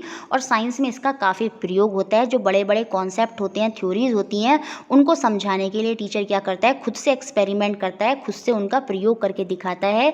जैसे अगर टीचर को इलेक्ट्रिसिटी, विद्युत टॉपिक पढ़ाना है, तो टीचर क्या करेगा, विषय वस्तु जो सब्जेक्ट का मैटर है वो तो पढ़ाएगा ही, लेकिन साथ में जो उसके तथ्य और नियम हैं उनको समझाने के लिए क्या करेगा, प्रयोग करेगा, एक्सपेरिमेंट के माध्यम से उनको बताएगा, सर्किट बनाकर दिखाएगा। और देखिए, यहाँ पर टीचर खुद से एक्सपेरिमेंट कर रहा है, क्योंकि यहाँ पर ये एक्सपेरिमेंट बच्चे नहीं कर सकते, बच्चों के लिए खतरनाक है। तो यहाँ पर लेक्चर डेमोन्स्ट्रेशन मेथड जो है वो यूज़फुल है। तो इसलिए साइंस में इसका काफ़ी प्रयोग होता है। जब टीचर को बड़े बड़े कॉन्सेप्ट समझाने होते हैं तो वो पढ़ाने के साथ साथ बच्चों को क्या करता है, एक्सपेरिमेंट, प्रयोग के माध्यम से उनको बताता है। इलेक्ट्रिसिटी अगर उसको बतानी है तो बताएगा किस तरह से सर्किट बनता है, तार लेके। अब यहाँ पर क्या होगा, बच्चों को भी पार्टिसिपेट करने का मौका मिलता है, वो टीचर की हेल्प करते हैं उसमें। टीचर उनसे बोलेगा आप ये चीज़ ला कर दीजिए, ये चीज़ ला कर दीजिए। एक्सपेरिमेंट तो टीचर ही कर रहा है, लेकिन बच्चे भी वहाँ पर टीचर का उस कार्य करने में मदद करते हैं। देखिए, इन दिस मेथड जो टीचर होगा, सब्जेक्ट मैटर है, विषय वस्तु है, उसको पढ़ाने के साथ साथ जो उसके तथ्य और नियम हैं, साइंटिफिक फैक्ट और रूल्स हैं, उनको प्रयोग, एक्सपेरिमेंट के द्वारा छात्रों को समझाता है। अब क्या होगा, छात्र जो है वो आपका निष्क्रिय श्रोता, पैसिव लिसनर की तरह रहेगा ही नहीं, बल्कि क्या करेगा, प्रयोग जो एक्सपेरिमेंट है उसमें शिक्षक को सक्रिय योगदान देते हैं, एक्टिव कंट्रीब्यूशन देते हैं टीचर को। जब टीचर उस एक्सपेरिमेंट को समझा रहा होता है, कैसे उसको ऑब्जर्व करके उसमें भी कुछ नई राय देकर टीचर को कि सर ये ऐसे कैसे होगा, ऐसे कैसे होगा। लेकिन जो प्रदर्शन कर रहा है, जो आपका प्रयोग कर रहा है, वो टीचर ही कर रहा है, लेकिन बच्चे भी उसमें कहीं ना कहीं थोड़ा योगदान दे रहे हैं, और इसी वजह से बच्चे अब पैसिव लिसनर नहीं रहेंगे। देखिए, इससे क्या होगा, छात्रों में प्रत्यक्ष, स्पष्ट और स्थायी ज्ञान की प्राप्ति होती है, डायरेक्ट, क्लियर और परमानेंट ज्ञान। जब वो टीचर को ऑब्जर्व करते हैं, टीचर को एक्सपेरिमेंट करते हुए देखते हैं और लाइव देखते हैं उन चीज़ों को, तो उनको वो अच्छे से समझ में आती हैं और कहीं ना कहीं वो उनके दिमाग में परमानेंट सेट हो जाती हैं। और जो उनका तर्क चिंतन है, लॉजिक थिंकिंग है, उन जैसी मानसिक शक्तियों का भी डेवलपमेंट होता है। क्योंकि जब बच्चे टीचर को एक्सपेरिमेंट करते हुए देखते हैं तो घर जाकर वो उनका खुद से प्रयास करते हैं, जिससे उनके जो तर्क और चिंतन है, उन जैसे मानसिक शक्तियों का भी विकास होता है, डेवलपमेंट होता है। जैसे अगर एसिड बेस सॉल्ट है, उसको समझाने के लिए जब टीचर ने खुद से एक्सपेरिमेंट करा, तो घर जाकर बच्चे क्या करते हैं, उसी एक्सपेरिमेंट को दोहराते हैं। उससे क्या होगा, उनका लॉजिक और थिंकिंग का कहीं ना कहीं विकास होता है। अब देखिए, जो टीचर का पूर्व निर्धारित उद्देश्य था, उसकी पूर्ति बड़ी आसानी से होती है, क्योंकि उसने एक्सपेरिमेंट से समझाया। जो उसका प्री डिटरमाइंड ऑब्जेक्टिव था, जब उसने एक्सपेरिमेंट से समझाया तो वो आसानी से उसने उसको प्राप्त किया, क्योंकि बच्चों ने उसको समझ लिया। इससे क्या होगा, उसका एफर्ट, जो उसका श्रम है, वो कम लगेगा, क्योंकि बच्चों ने उसको जल्दी समझा, और कहीं ना कहीं श्रम की भी बचत होगी। धन की बचत इसलिए होती है क्योंकि यहाँ पर टीचर ही खाली एक्सपेरिमेंट को कर रहा है, तो जो मटेरियल उसमें यूज़ होंगे तो टीचर तो उसको सही तरीके से यूज़ करेगा। और जब बच्चे उनका यूज़ नहीं कर रहे तो कहीं ना कहीं क्या होगा, बच्चे उन चीज़ों का वेस्ट नहीं करेंगे, तो कहीं ना कहीं धन की भी बचत होगी। अब इस मेथड का दोष क्या है, इसकी डीमेरिट क्या है? इस विधि का प्रयोग केवल शिक्षक करता है, टीचर करता है, जिससे क्या होता है, छात्रों को स्वयं करने का अवसर नहीं मिलता। No opportunity to experiment of their own. यहाँ पर टीचर ही एक्सपेरिमेंट कर रहा है, बच्चा तो खाली ऑब्जर्व कर रहा है, देख रहा है, या थोड़ी बहुत हेल्प करा रहा है। मेन कार्य तो टीचर ही कर रहा है, जिससे क्या होता है, खुद से स्वयं करने के अवसर बच्चों को नहीं मिल पाते। और जो प्रयोग से संबंधित कौशल होते हैं, स्किल होते हैं, उनका एक्सपेरिमेंट जो स्किल है वो उनकी डेवलपमेंट नहीं हो पाती। बच्चों को सही से पता नहीं चल पाता कि उपकरणों का जो वहाँ पर इंस्ट्रूमेंट है, मटेरियल है, उनका कैसे प्रयोग करना है, उनको बच्चा ज़्यादा अच्छे से समझ नहीं पाता, क्योंकि टीचर ही यहाँ पर एक्सपेरिमेंट कर रहा है। देखिए, अधिक छात्र, जो ज़्यादा स्टूडेंट होते हैं, जब एक कक्षा में होने के कारण सभी छात्र अच्छी तरह से प्रयोग को समझ नहीं पाते। अब देखिए, टीचर एक है, वो एक्सपेरिमेंट करके दिखा रहा है, वो बच्चे इतने सारे हैं, तो क्या होता है, उसमें क्या होता है, बच्चे बोलते ज़्यादा हैं और टीचर वहाँ पर सही से एक्सपेरिमेंट को समझा ही नहीं पाता। तो ये भी प्रॉब्लम इसमें रहती है। इससे यह पता नहीं चल पाता कि किस छात्र ने प्रयोग में रुचि ली या किसने नहीं, किसने उसको अच्छे से समझा, किसने नहीं समझा, टीचर को ये अच्छे से नहीं पता चल पाता। देखिए, इस विधि में छात्र सिर्फ प्रयोग का निरीक्षण करते हैं, student just observe experiment. Teacher तो एक्सपेरिमेंट कर रहा है, लेकिन बच्चे क्या कर रहे हैं, सिर्फ उस एक्सपेरिमेंट को ऑब्जर्व कर रहे हैं। और इससे क्या होता है, बच्चों का जो क्रिएटिव स्किल है, रचनात्मक कौशल है, वो कहीं ना कहीं विकसित नहीं हो पाता। देखिए, जो संपूर्ण पाठ्यक्रम है, फुल सिलेबस को हम इस मेथड के द्वारा नहीं करवा सकते, क्योंकि इससे क्या होगा, अगर हमने फुल सिलेबस को इससे करा दिया तो बच्चों का जो रचनात्मक कौशल मुख्य है, करके सीखने का, लर्निंग बाय डूइंग वाला जो कौशल है, जो साइंस में प्रमुख है, मेजर है, वो डेवलप नहीं हो पाएगा। तो ये कुछ बड़े बड़े तथ्यों और फैक्ट को समझाने समझाने के लिए इस मेथड का प्रयोग किया जाता है। लेकिन यहाँ पर भी बच्चा क्या होता है, सिर्फ ऑब्जर्व ही कर रहा है, खुद से नहीं कर रहा, वो टीचर को एक्सपेरिमेंट करते हुए देखता है। देखिए नेक्स्ट मेथड होता है आपका ऑब्जर्वेशन इंस्पेक्शन मेथड, अवलोकन या निरीक्षण विधि। देखिए जब टीचर ने एक बार डेमो करके दिखा दिया, उसके बाद टीचर कहता है अब आप खुद से डेमो करिए और खुद से ऑब्जर्व करिए, मैं सिर्फ आपको देखूंगा। तो वही होता है आपका अवलोकन विधि या निरीक्षण विधि, जिसे हम इंग्लिश में बोलेंगे ऑब्जर्वेशन मेथड। देखिए टीचर की देख रेख में बच्चों द्वारा किया जाने वाला कार्य ही आपका ऑब्जर्वेशन मेथड होता है। देखिए जैसे केमिस्ट्री में होता था, टीचर क्या करते थे, केमिकल रिएक्शन करके एक बार दिखा देते थे ट्यूब में, उसके बाद सभी बच्चे क्या करते थे, ट्यूब में खुद से एक्सपेरिमेंट करते थे। उससे क्या होता है, उनको ये तो पता होता है कि टीचर अभी हमारे सामने है, अगर हमसे कोई गलती होगी तो हम दोबारा से टीचर से पूछ लेंगे। तो वहाँ पर बच्चे खुलकर उस चीज़ का प्रयास करते हैं, उसको डीपली एनालाइज करते हैं, समझते हैं, क्योंकि उन्होंने एक बार उसको देख लिया है और अब वो टीचर की प्रेजेंस में उस कार्य को कर रहे हैं, उसका अच्छे से निरीक्षण कर रहे हैं। इससे क्या होता है, बच्चों का जो ज्ञान अर्जन की क्षमता होती है वो बहुत ही अच्छी हो पाती है, क्योंकि वो टीचर की देखरेख में एक्सपेरिमेंट को करते हैं, उसका डिटेल में उसका निरीक्षण करते हैं, उसका ऑब्जर्वेशन करते हैं। यह बच्चों में ज्ञान अर्जन का सबसे सरल और प्रभावी साधन है, the easiest and the most effective means of learning. क्यों? क्योंकि टीचर ने एक्सपेरिमेंट करके तो समझा दिया, अब बच्चे खुद से कर रहे हैं और टीचर को पता है कि मैंने समझा दिया, तो ये सरल है, ये आसान है, बच्चों को भी पता है क्या करना है और टीचर भी उनको अच्छे से देख रहा है, तो बच्चे उसको बहुत ही अच्छे से कर पाते हैं। ज्ञान अर्जन करने का बच्चे, क्योंकि उस चीज़ को आप खुद से कर रहे हैं, डिटेल में उसको ऑब्जर्व कर रहे हैं, तो ये ज्ञान अर्जन करने का सबसे अच्छा तरीका होता है। देखिए अवलोकन विधि के अंतर्गत बच्चे स्वयं क्रियाशील होते हैं, सेल्फ एक्टिव होकर टीचर की देखरेख में वस्तु तथा तथ्यों का बड़ी ही सूक्ष्मता से अवलोकन करते हैं। केमिस्ट्री में हम जैसे करते थे, लैब में बहुत से एक्सपेरिमेंट क्या होता था, टीचर एक बार बता देते थे, उसके बाद टीचर सिर्फ देखते रहते थे और बच्चे वहाँ पर खुद से उनकी डिटेल स्टडी करते थे, उनको समझते थे, जो फैक्ट और नियम होते थे उनको बड़े ही सूक्ष्मता से, बारीकी से, क्लोजली उन चीज़ों को ऑब्जर्व करते थे। देखिए ये जो विधि होती है वो क्रियाशीलता, तार्किक चिंतन, उपयोगिता, आत्म अनुभवता, व्यक्तिगत कार्य के सिद्धांत पर आधारित है। क्यों? क्योंकि यहाँ पर बच्चा खुद से ऑब्जर्व करने की उसकी एबिलिटी बढ़ रही है, वो लॉजिकल चिंतन कर रहा है, तार्किक चिंतन कर रहा है, उपयोगिता, बच्चा चीज़ों को खुद से उपयोग करके देख रहा है, सेल्फ एक्सपीरियंस हो रहा है, उसका आत्म अनुभवता हो रही है और वो पर्सनल वर्क कर रहा है, खुद से कार्य करता है। तो यही कारण है, ये जो अवलोकन विधि होती है इन सभी सिद्धांत पर, प्रिंसिपल पर आधारित होती है। लॉजिकल थिंकिंग, यूटिलिटी, उपयोगिता, आत्म अनुभवता, सेल्फ एक्सपीरियंस हो रहा है बच्चों को और बच्चे खुद से पर्सनल कार्य कर रहे हैं और उनकी जो ऑब्जर्व करने की एबिलिटी है, क्रियाशीलता है, वो भी यहाँ पर बढ़ती है। तो ये जो निरीक्षण विधि है, ऑब्जर्वेशन मेथड है, वो इन्हीं सब सिद्धांतों पर आधारित होता है। देखिए पूर्ण निगरानी में सुपरविजन में बच्चा अपना कार्य अच्छे से कर पाते हैं और अनुशासन भी बना रहता है और जो टीचर है वो कमज़ोर और आलसी छात्रों पर ज़्यादा ध्यान दे पाते हैं। अब देखिए वहाँ पर डेमोन्स्ट्रेशन मेथड में तो टीचर को पता ही नहीं चल पा रहा था किसने देखा नहीं देखा, लेकिन यहाँ पर जब बच्चे खुद से कर रहे हैं और खुद से उस चीज़ को ऑब्जर्व कर रहे हैं और उनको पता है टीचर यहाँ पर खड़ा है, तो क्या होता है, एक तो वो अच्छे से उसको करते हैं क्योंकि उनको कोई डर नहीं होता कि अगर कोई गलती भी होगी तो हम टीचर से बता देंगे, अनुशासन वहाँ पर बना रहता है। और टीचर जो है कमज़ोर बच्चे और जो आलसी बच्चे कार्य को नहीं करते उन पर ज़्यादा ध्यान दे पाता है। देखिए टीचर और स्टूडेंट के बीच में मधुरता का संबंध जो होता है, रिलेशनशिप होता है, वो भी डेवलप होता है। क्योंकि देखिए जब पढ़ते समय तो टीचर और बच्चों के बीच में इतना इंटरेक्शन नहीं हो पाता, लेकिन बच्चे जब लैब में जाते हैं, बच्चे ऑब्जर्वेशन करते हैं, वहाँ पर खुद कार्य कर रहे होते हैं, तो वहाँ पर टीचर और बच्चों के बीच में भी एक अच्छा रिलेशन बनता है। बच्चों में सक्रियता तथा अन्वेषण करने की प्रवृत्ति का विकास होता है, development of activity and exploration. देखिए जब बच्चे खुद से वो कर रहे होते हैं, चीज़ों को ऑब्जर्व कर रहे होते हैं, तो कहीं ना कहीं वो अन्वेषण करते हैं, एक्सप्लोर करते हैं और ज़्यादा उनको डिटेल में चीज़ों को पढ़ते हैं, तो वो नए नए तथ्यों को बता पाते हैं और भी उनकी जो नॉलेज है वो ज़्यादा विकसित हो पाती है, अपने आप को एक्सप्लोर कर पाते हैं, एक ही टॉपिक से नए टॉपिक को भी समझ पाते हैं और सक्रिय रहते हैं, एक्टिवली उसमें पार्टिसिपेट करते हैं, बहुत ध्यान से उसको ऑब्जर्व करते हैं क्योंकि वहाँ पर बच्चे वो उसको खुद से कर रहे हैं टीचर की देखरेख में। तो याद रखिए डेवलपमेंट ऑफ एक्टिविटी और एक्सप्लोरेशन यहाँ पर होता है। अब देखिए इस मेथड का दोष क्या है, इसकी भी सीमाएं हैं। देखिए ये जो मेथड है ये तभी सफल है जब छात्रों की संख्या कम होती है, लिमिटेड स्टूडेंट होते हैं, कि जब टीचर तो एक दो ही हैं, बच्चे हैं बहुत सारे, और जब वो खुद से एक्सपेरिमेंट कर रहे हैं टीचर की देख रेख में, तो टीचर वहाँ पर सब बच्चों को नहीं देख पाएगा। तो ये लिमिटेड बच्चों पर ही ज़्यादा अच्छी होती है। टीचर को बहुत अधिक परिश्रम करना पड़ता है, हार्डवर्क करना पड़ता है, क्योंकि जब बच्चे ऑब्जर्व कर रहे होते हैं, एक्सपेरिमेंट खुद से करके कर रहे होते हैं टीचर की देख रेख में, तो उनको प्रॉब्लम आती हैं,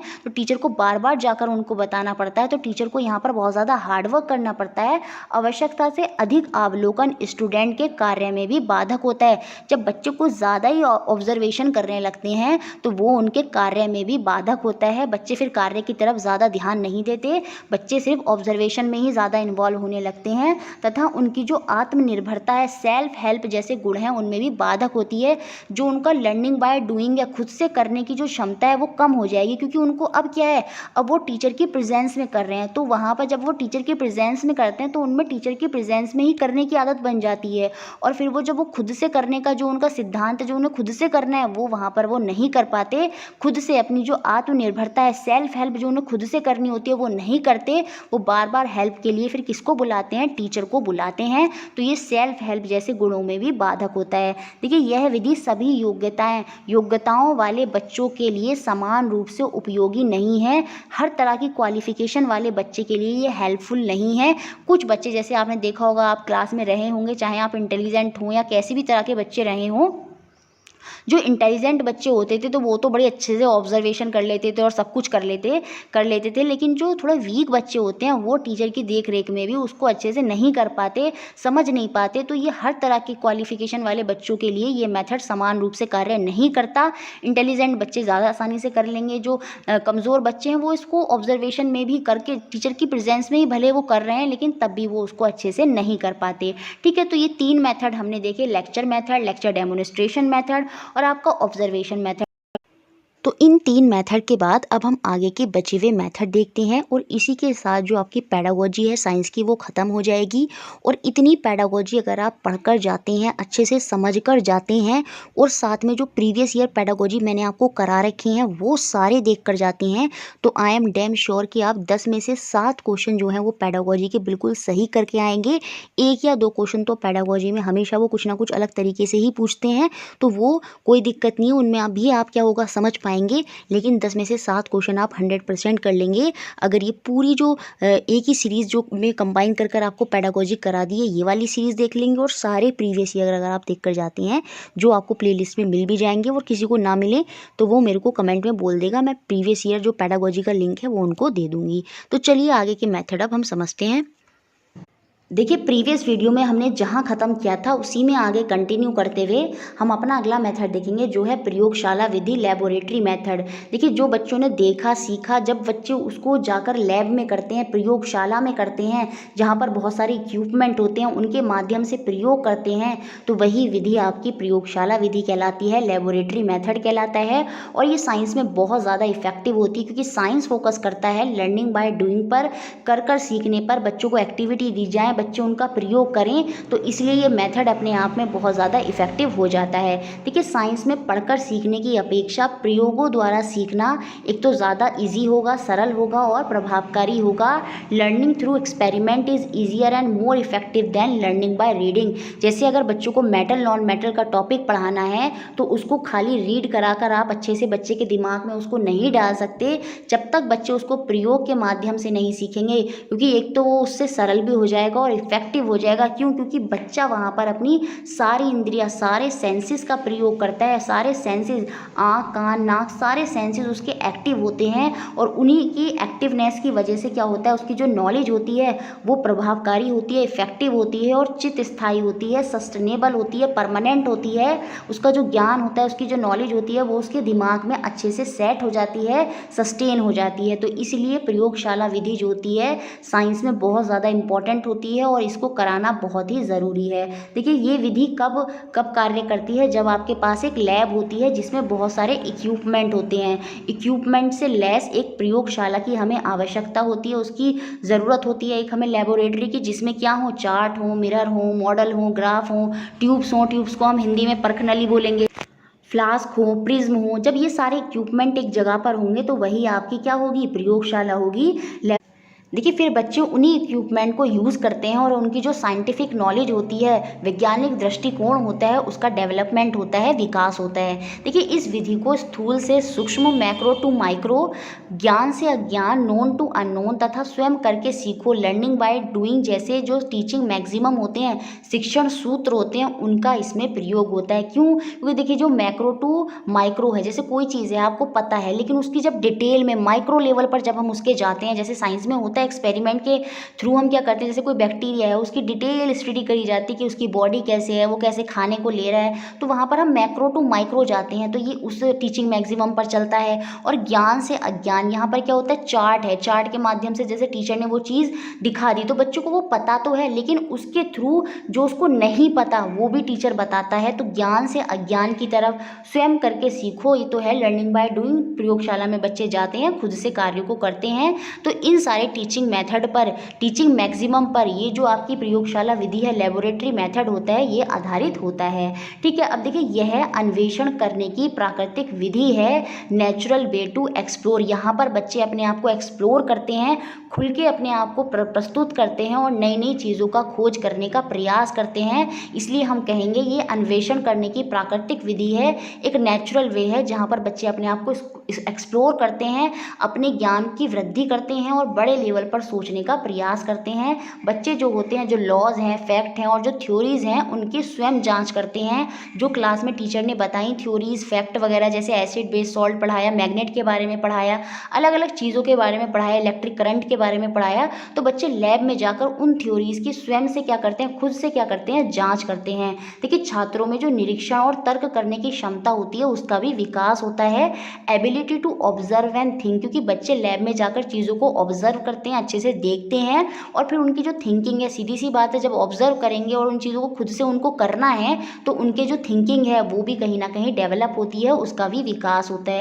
देखिए लेबोरेटरी मेथड, प्रयोगशाला विधि में भी कुछ स्टेप होते हैं, सोपान होते हैं, जिनके थ्रू ही बच्चे क्या करते हैं, एक्सपेरिमेंट करते हैं। ऐसा नहीं कि बच्चे लैब में गए और जाके इक्विपमेंट में काम करना शुरू कर दिया बिना कुछ जाने, नहीं, ऐसे नहीं करते। बच्चों की पहले प्रॉब्लम क्या है उसको जाना जाता है, फिर बच्चे इमेजिनेशन करते हैं, उसके बाद वो क्या करते हैं, प्रयोग करते हैं, फिर जो उनके आंकड़े आए हैं, डेटा आया है, उसको जो उन्होंने सोचा था उससे मैच करते हैं, फिर देखते हैं कि अच्छा ये थ्योरी जो हमने पढ़ी थी वो सही है या नहीं है। तो इस तरह से स्टेप बाय स्टेप यहाँ पर कार्य किया जाता है लैब में। सबसे पहले समस्या का निर्धारण होता है, डिटर्मिनेशन ऑफ प्रॉब्लम। जैसे मैग्नेट के बारे में अगर बच्चे ने पढ़ा है तो उसकी वो समस्या है, क्योंकि अभी उसको सही से वो क्लियर नहीं हुआ, समस्या के आधार पर प्रयोग का लक्ष्य या उद्देश्य तय किया जाता है कि आज मैं मैग्नेट का यूज़ करूँगा, मैं चेक करूँगा कि नॉर्थ पोल जो होते हैं वो रिपेल करते हैं, नॉर्थ साउथ पोल जो होते हैं वो अट्रैक्ट करते हैं, आकर्षित होते हैं एक दूसरे की तरफ, और जो मैग्नेटिक इफेक्ट होता है वो सारी चीज़ें उसको आज जाके लैब में करनी है। तो वही उसकी समस्या है, उसका गोल क्या है कि उन चीज़ों को प्रूव करना है, देखना है कि वो थ्योरी सही है या गलत है। उसके बाद वो परिकल्पना करता है, हाइपोथेसिस का निर्माण करता है कि जो उसने पढ़ा है उसको वो अपने माइंड में लेकर आएगा फिर से कि अच्छा ऐसे ऐसे होता है, ये चीज़ ऐसे होती है। तो जो उसका परिकल्पना है उसका निर्माण करेगा और फिर उसकी जाँच करता है, और उस परिकल्पना के आधार पर ही बच्चा एक्सपेरिमेंट करता है, प्रयोग करता है।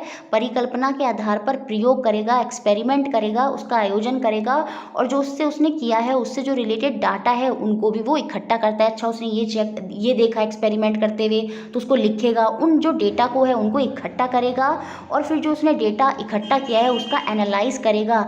जो प्रयोग से, एक्सपेरिमेंट से जो उसको डेटा मिला है, आंकड़े मिले हैं, उनका वो विश्लेषण करेगा, उनको एनालाइज करेगा, और उनको एनालाइज करने के बाद वो अपने रिजल्ट पर पहुंचेगा। और फिर उसके बाद क्या करता है, प्रयोग फल से परिकल्पना की जांच करता है, जो उसका रिजल्ट निकल कर आया है उससे चेक करता है कि जो उसने सोचा था, जो उसने परिकल्पना की थी, जो उसने हाइपोथेसिस बनाया था वो सही है या गलत। जो उसने माइंड में सोचा था कि मैग्नेट जो होती है, मैं चेक करूंगा कि नॉर्थ पोल कहीं अट्रैक्ट तो नहीं करते, तो जो उसकी परिकल्पना थी उसको उसने यहाँ पर चेक किया, उसने देखा कि रिजल्ट जब उसको मिल गया, डेटा उसने इकट्ठे करने के बाद जो उसको रिजल्ट मिला, उससे उसने ये देखा कि नहीं, मेरी जो परिकल्पना थी वो तो तो गलत हो गई। नॉर्थ पोल अट्रैक्ट नहीं करते, वो क्या करते हैं, रिपेल करते हैं, प्रतिकर्षण करते हैं। तो इस तरह से बच्चे लैब में जाके एक्सपेरिमेंट करते हैं, अपनी सोच, अपनी परिकल्पना के आधार पर ही बच्चे क्या करते हैं, एक्सपेरिमेंट करते हैं। फिर उनका एनालाइज करके उनको एक रिजल्ट प्राप्त होता है और उस रिजल्ट को अपनी परिकल्पना जो उसने हाइपोथेसिस बनाया है उससे चेक करते हैं कि हमारा रिजल्ट सही है या नहीं। ठीक है, देखिए अब हम लेबोरेटरी मेथड, प्रयोगशाला विधि के डीमेरिट्स देखेंगे। देखिए यहाँ पर जो इक्विपमेंट्स होते हैं उन पर अधिक व्यय करना पड़ता है, जो कि सभी स्कूलों के लिए संभव नहीं है। यहाँ पर इक्विपमेंट लाने के लिए बहुत सारा पैसा चाहिए होता है, जो कि सभी स्कूल उसको अफोर्ड नहीं कर सकते। देखिए साइंस में बहुत से ऐसे सब सब्जेक्ट होते हैं जिनको हम इस मेथड के द्वारा नहीं पढ़ा सकते। जैसे बायोलॉजी में अगर मुझे ह्यूमन बॉडी पढ़ाना है तो वो मैं एक बॉडी के थ्रू एक्सपेरिमेंट कर नहीं पढ़ा सकती। तो बहुत से टॉपिक ऐसे हैं जो साइंस में हम लेबोरेटरी मेथड का यूज़ करते हुए नहीं बता सकते। देखिए प्रयोगों के द्वारा विज्ञान में सिद्धांतों की खोज करना आसान कार्य नहीं होता। डिस्कवरी ऑफ प्रिंसिपल, अगर हम लैब के थ्रू उनको प्रिंसिपल्स को डिस्कवर करेंगे तो वो एक आसान कार्य नहीं होता, उसमें सालों लग जाते हैं। तो वहाँ पर बहुत सारा टाइम भी वेस्ट हो जाता है। तो इसलिए सिद्धांतों की खोज करने के लिए पहले हम क्या करते हैं, रिसर्च करते हैं। डायरेक्ट ऐसा नहीं है कि लैब में जाकर उनको प्रयोग करना शुरू कर देंगे। देखिए उस स्टूडेंट जो होते हैं खुद से प्रयोग करने की बजाय नकल करने लगते हैं, चीटिंग करने लगते हैं। जैसा आप बचपन में लैब में जाते होंगे तो देखा होगा कुछ स्टूडेंट तो लैब में जाके परफॉर्म करते हैं, लेकिन कुछ क्या करते हैं बच्चे उन्हीं को कॉपी करके ऐसा करके दे देते हैं। तो यहाँ पर क्या होता है, प्रयोग करने की बजाय बच्चे क्या करने लगते हैं, चीटिंग करने लगते हैं। तो ये सारे इसके डीमेरिट हैं आपके लेबोरेटरी मेथड के। देखिए अब हम नेक्स्ट मेथड देखते हैं जो है हमारा ह्यूरिस्टिक मेथड, जिसको हम खोज विधि, अनुसंधान, स्वयं ज्ञान विधि भी बोलते हैं। और साइंस में ये मेथड बहुत इंपॉर्टेंट है क्योंकि यहीं से बच्चे की जो साइंटिफिक थिंकिंग होती है, साइंटिफिक पर्सपेक्टिव होता है, वैज्ञानिक दृष्टिकोण होता है, वो बच्चे के अंदर उसका डेवलपमेंट होता है, उसका विकास होता है। अब ह्यूरिस्टिक मेथड की जो जन्मदाता है वो है H.E. आर्मस्ट्रॉन्ग। सीधा क्वेश्चन बनता है, ह्यूरिस्टिक मेथड की खोज किसने की, H.E. आर्मस्ट्रॉन्ग ने खोज की। यहाँ पर क्या होता है, स्टूडेंट को कम से कम बताते हैं, उन्हें स्वयं अधिक से अधिक खोज कर सत्य को पहचानने के लिए प्रेरित करते हैं। यहाँ पर टीचर बच्चों को कम से कम बताता है, बच्चे खुद से एक्सपेरिमेंट करते हैं, बच्चे खुद से चीज़ों को खोजते हैं और टीचर को आकर बताते हैं, देखिए टीचर इस तरह से हो गया, ये इस तरह से हो गया, सर ये ऐसे क्यों है, सर ये इस तरह से क्यों होता है, सर हमने ऐसे करके देखा। तो वहाँ पर क्या हो रहा है, बच्चा खुद से खोज रहा है, खुद से समझ रहा है, टीचर कम से कम बता रहा है। और यही अप्रोच के साथ ह्यूरिस्टिक मेथड में क्या होता है, बच्चों को पढ़ाया जाता है। देखिए इससे क्या होता है, जब बच्चे खुद से सोचते हैं, खुद से क्या होते हैं, ट्रुथ को, सत्य को पहचानते हैं, तो उनमें जो सोचने विचरने की शक्ति होती है, थिंक करने की शक्ति होती है, निरीक्षण करने की, ऑब्जर्व करने की, चीज़ों को खुद से देखने की शक्ति, उन पर परीक्षण करने की, उनको टेस्ट करने की, और उसके बाद जो रिजल्ट आता है, निष्कर्ष आता है, उनको निकालने की, कंक्लूजन जो वो निकालते हैं, उन सभी शक्तियों का विकास यहाँ पर होता है। क्योंकि बच्चा खुद से कर रहा है तो उसमें सोच भी आएगी, समझ भी आएगी, वो ऑब्जर्व भी करेगा, वो बच्चा उस चीज़ को टेस्ट भी करेगा और एक निष्कर्ष पर पहुँचेगा, कंक्लूजन बच्चा निकालेगा, और इन्हीं सभी चीज़ों का यहाँ पर बच्चों का डेवलपमेंट होता है। देखिए यह मेथड स्टूडेंट में वैज्ञानिक अभिरुचि, जब बच्चे खुद से करते हैं और वो कोई नई चीज़ निकाल देते हैं तो उनकी जो इंटरेस्ट होता है साइंस के प्रति, वो अपने आप ऑटोमेटिक डेवलप हो जाता है, जिससे बच्चों में वैज्ञानिक अभिरुचि एवं दृष्टिकोण क्या होता है, उत्पन्न होता है। बच्चों का साइंटिफिक इंटरेस्ट और साइंटिफिक पर्सपेक्टिव जो है वो बच्चों के अंदर आ जाता है। जब बच्चे खुद से खोज करते हैं चीज़ों की, चीज़ें पहले से ही हैं लेकिन टीचर क्या कर रहा है, उनको डायरेक्ट बता नहीं रहा, इस तरह का कुछ एनवायरनमेंट बनाएगा टीचर कि वहाँ बच्चे उसकी खुद से खोज कर लें। ठीक है, तो इस तरह की चीज़ें होती हैं यहाँ पर ह्यूरिस्टिक मेथड में। देखिए जो नवीन ज्ञान है, न्यू नॉलेज है, उसकी बच्चे खोज करते हैं। बहुत से एग्जाम्पल मैंने प्रीवियस वीडियो में आपको बताए हैं, यहाँ पर मैं डायरेक्ट ही बता रही हूँ। यहाँ पर बच्चे नई नॉलेज का खोज करते हैं, बच्चे यहाँ पर खुद से देखते हैं, क्योंकि बच्चों को चीज़ तो पहले से ही थी लेकिन बच्चे ने उसको पहली बार जाना, जिसकी वजह से क्या होता है, जो ज्ञान होता है वो आपका परमानेंट होता है और साथ में व्यवहारिक होता है, प्रैक्टिकल होता है। देखिए जैसे कि अगर बच्चे ने खुद से देखा कि कैसे बीज से पौधा बन गया, तो बच्चे के लिए क्या हुआ, वो तो खुद से खोज हुई, तो वहाँ पर क्या हुआ, उसने नवीन ज्ञान की, उसने देखा कैसे पौधे से एक पूरा बीज से कैसे एक पूरा प्लांट बन गया, तो वहाँ पर उसकी एक नवीन खोज उत्पन्न हुई, जिससे उसका जो ज्ञान होगा वो स्थायी होगा, परमानेंट होगा और व्यवहारिक होगा, प्रैक्टिकल होगा। ऐसा रटने वाला नहीं है, उसने अपने उसको व्यवहार में खुद से देखा, तो वो प्रैक्टिकल ज्ञान होता है। और वो जो प्रैक्टिकल ज्ञान होगा वो उसका हमेशा परमानेंट होगा, स्थायी होगा, वो नॉलेज उसके दिमाग में हमेशा के लिए सेटल हो जाएगी। देखिए स्टूडेंट क्या होते हैं, तथ्य जो प्रमाण है, एविडेंस हैं उनको तर्क वितर्क आर्ग्यूमेंट की कसौटी पर जांचने के बाद ही स्वीकार करते हैं, एक्सेप्ट करते हैं। देखिए जब बच्चा खुद से खोज करने लगा है, खुद से चीज़ों को समझ रहा है, टीचर को बता रहा है, तो अब जब टीचर कोई नई चीज़ उनको बताएगा तो बच्चे उसको आसानी से मानेंगे नहीं, उन फैक्ट को मानेंगे नहीं, उन पर क्या करेंगे, वो आर्ग्यूमेंट करेंगे, उनको कहेंगे कि इनका एविडेंस दो, इनको प्रूव करके दिखाओ, इनका कॉन्क्लूजन निकालो, इनका रिजल्ट निकालो, तभी उन चीज़ों को एक्सेप्ट करेंगे। और जब बच्चा ऐसा सोचने लगेगा तो उसके ऑटोमेटिक उसके अंदर जो साइंटिफिक वे की थिंकिंग है, खुद से खोज करने की थिंकिंग है, जो उसका कॉग्निटिव डेवलपमेंट है और जो उसका साइंटिफिक पर्सपेक्टिव है और जो उसकी क्रिएटिविटी है, सृजनात्मकता है, वो सारी की सारी यहाँ पर डेवलप हो जाती है आपकी ह्यूरिस्टिक विधि में। देखिए ह्यूरिस्टिक मेथड जो खोज विधि होती है उसकी भी कुछ सीमाएं होती हैं, उसकी भी कुछ लिमिटेशंस होती हैं। देखिए कक्षा में हर तरह का स्टूडेंट है और उसकी अपनी अपनी क्षमता है, अलग अलग एबिलिटी होती है। कक्षा में सभी स्टूडेंट समान क्षमता वाले नहीं होते, इसीलिए इस मेथड का प्रयोग जो हमारी प्रेजेंट में क्लासेस होती हैं उन पर स्टूडेंट पर करना इतना आसान नहीं होता, संभव नहीं होता। क्यों? क्योंकि बच्चे की एबिलिटी अलग अलग है। कुछ बच्चे तो खोज कर सकते हैं, कुछ बच्चे स्वयं से नहीं कर सकते। और जब ऐसा होता है तो अगर ऐसी इस विधि का प्रयोग किया गया तो बच्चों के अंदर क्या आ जाएगा कि ये बच्चा इंटेलिजेंट है, ये बच्चा वीक है। बच्चे क्या करेंगे, एक दूसरे को चिढ़ाने लगेंगे कि हो तुमसे ये नहीं हो पाया, हमने तो कर दिया। तो इस तरह की चीज़ें होती हैं, तो इसीलिए इस मेथड को कम यूज़ करते हैं, क्योंकि बच्चे क्या होते हैं आपस में ही लड़ने लगते हैं। क्योंकि ऐसा क्यों हो रहा है कि हर बच्चे की एबिलिटी जो उसकी क्षमता है वो अलग अलग होती है। देखिए इस विधि में समय अधिक लग जाता है, मोर टाइम कंज्यूमिंग होती है, क्योंकि जब बच्चे खुद से खोज कर रहे हैं, उनको जो चीज़ पता नहीं है, तो सीधी सी बात है उसमें टाइम तो लग ही जाएगा। स्टूडेंट की संख्या कम हो तभी प्रभावकारी है, इफेक्टिव है। बहुत सारे बच्चे हैं, भेज दिया एक्सपेरिमेंट करने के लिए, तो कुछ और करने लगेंगे, कुछ और करने लगेंगे, तो सभी बहुत सारे बच्चों में ये ज़्यादा इफेक्टिव नहीं होती। जब बच्चे कम होंगे तो वहाँ ज़्यादा इफेक्टिव होती है। देखिए बालक का जो मस्तिष्क होता है, ब्रेन होता है, वो अपरिपक्व होता है, इनमेच्योर होता है, स्टार्टिंग में इमेच्योर होता है। अतः प्राय वह समस्या, प्रॉब्लम का हल जो सॉल्यूशन है वो ज्ञात नहीं कर पाता, बच्चा खुद से नहीं खोज पाता, क्योंकि बच्चा भी इमेच्योर है, उसका जो ब्रेन है वो अभी पूरी तरह से परिपक्व नहीं हुआ। और इससे क्या होता है, इस विधि से बच्चा प्रॉब्लम को सॉल्व कभी कभी नहीं कर पाता। तो ये सारी डीमेरिट्स भी होती हैं। अब देखिए यहाँ से एक चीज़ पता चलती है कि कोई भी जो मेथड है वो पूरी तरह से परफेक्ट नहीं है। अलग अलग समय पर हमें अलग अलग मेथड का यूज़ करना चाहिए। कभी भी जो टीचिंग आप कर रहे हैं, चाहे साइंस की हो या किसी भी सब्जेक्ट की हो, वो आप एक मेथड से नहीं कर सकते, क्योंकि एक मेथड कभी भी सफिशिएंट नहीं होता। हमें अलग अलग टीचिंग मेथड का अलग अलग टाइम पर अलग अलग कंडीशन के हिसाब से प्रयोग करना होता है। अब हम नेक्स्ट मेथड देखेंगे जो है हमारा प्रॉब्लम सॉल्विंग मेथड, समस्या समाधान विधि। जो इसका जन्म हुआ है वो प्रयोजनवाद, प्रैग्मेटिज्म से हुआ है। देखिए प्रैग्मेटिज्म ये कहता है कि हर कार्य के पीछे कारण होता है।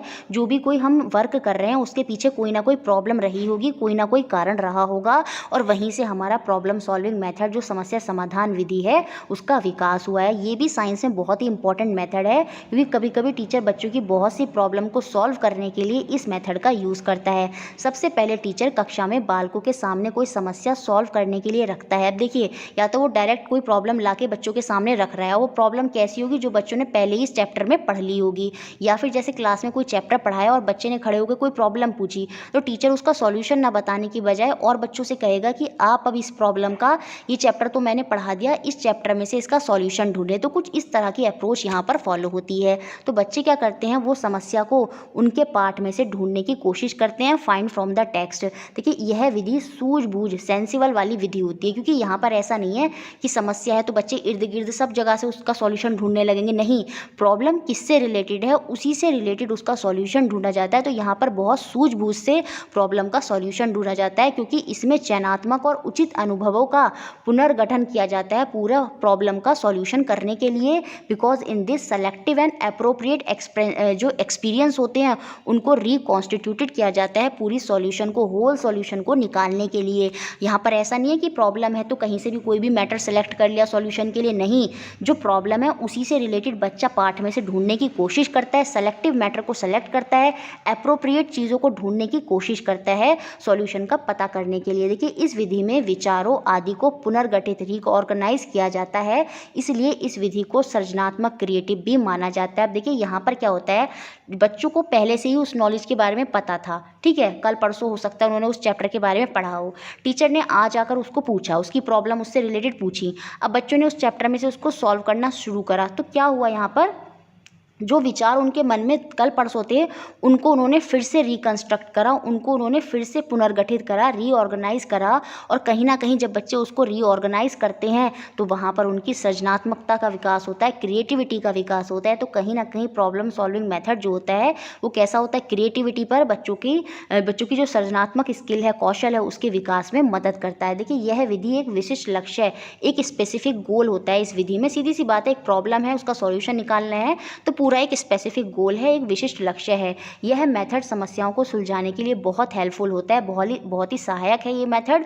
क्योंकि यहाँ पर बच्चे क्या करते हैं, प्रॉब्लम उनके सामने ऐसी रखी जाती है जिसके बारे में वो जानते हैं, बस उसके बारे में उनको सोचना है, अच्छे से अपनी जो नॉलेज है उसको फिर से रिकंस्ट्रक्ट करना है, उसको फिर से पुनर्गठित करना है और प्रॉब्लम को सॉल्व करना है। ठीक है, इस तरह की कुछ अप्रोच होती है यहाँ पर समस्या को सुलझाने के लिए। देखिए बच्चे क्या करते हैं, तथ्यों को, जो फैक्ट होते हैं उनको संग्रह करते हैं, कलेक्ट करते हैं और व्यवस्थित करना सीख जाते हैं। अब यहाँ पर बच्चे एक चीज़ और सीखते हैं प्रॉब्लम सॉल्विंग मेथड में, बच्चे चीज़ों को कलेक्ट करना, ऑर्गेनाइज करना, फैक्टों को, वो सब चीज़ें सीख जाते हैं। प्रत्येक बच्चा समस्या के हल निकालने में लगा रहता है, जिससे क्या होता है, पूरा अनुशासन बना रहता है, डिसिप्लिन बना रहता है।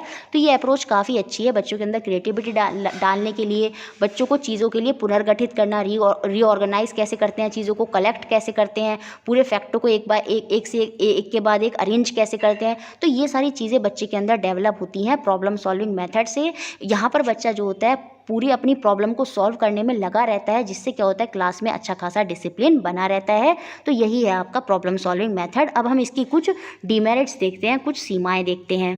देखिए इसका बहुत बड़ा डीमेरिट ये होता है, जब टीचर बच्चों के सामने कोई प्रॉब्लम रखता है तो और वो जिस टॉपिक से रिलेटेड प्रॉब्लम है, तो बच्चे खाली उस टॉपिक को ही सर्च करते हैं, पूरे चैप्टर का रिवीजन नहीं करते, सिर्फ जो समस्या आई है उससे संबंधित तथ्यों को, फैक्टों को पढ़ते हैं, पूरे चैप्टर का रिवीजन नहीं करते या पूरे चैप्टर को नहीं पढ़ते।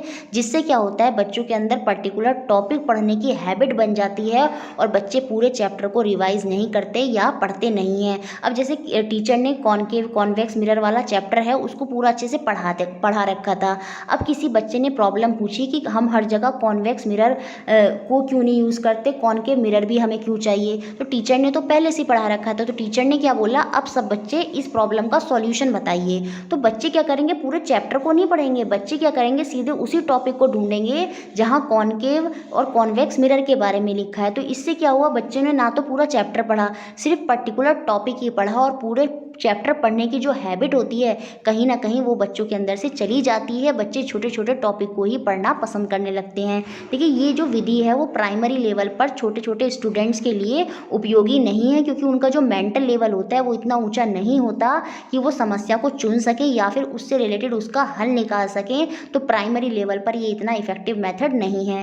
देखिए जो सभी स्टूडेंट होते हैं समस्याओं का समाधान नहीं कर पाते, जिससे उनके अंदर हीन भावना भी आ सकती है, क्योंकि सारे स्टूडेंट एक जैसे नहीं है, सबका मेंटल लेवल एक जैसा नहीं है, सबका विकास एक जैसा नहीं हुआ है। तो सारे बच्चे, ऐसा ज़रूरी नहीं है प्रॉब्लम को सॉल्व कर लें। बहुत से बच्चे ऐसे होते हैं they are unable to solve the problem, जिससे उनमें कुछ बच्चे कर लेंगे, कुछ बच्चे नहीं कर पाएंगे, तो कहीं ना कहीं उनमें द्वेष और हीन भावना उत्पन्न हो सकती है। तो ये कहीं ना कहीं इस लेवल पर भी इफेक्टिव नहीं है। देखिए छात्रों को समस्या के समाधान ढूंढने में बहुत समय लग जाता है और इससे ये डर बना रहता है कि जो सिलेबस है वो पूरा हो भी पाएगा या नहीं। अब अगर सारी चीज़ें इस तरह से दी जाने लगेंगी तो बहुत टाइम लगने लगेगा, क्योंकि बच्चे उसको ढूंढने में थोड़ा टाइम लेंगे और इससे ये समस्या बनी रहेगी कि जो सिलेबस है वो पूरा होगा या नहीं। तो कुछ इस तरह के प्रॉब्लम जो है वो प्रॉब्लम सॉल्विंग मेथड में आती हैं। वैसे ये मेथड अच्छा है, ये मैंने बार बार बताया है कि सारे मेथड में कोई ना कोई ड्रॉबैक्स हैं, कोई ना कोई अच्छाइयाँ हैं। तो हमें हर समय अलग अलग समय पर क्लास में अलग अलग मेथड को यूज़ करना होता है, बच्चों के अकॉर्डिंग,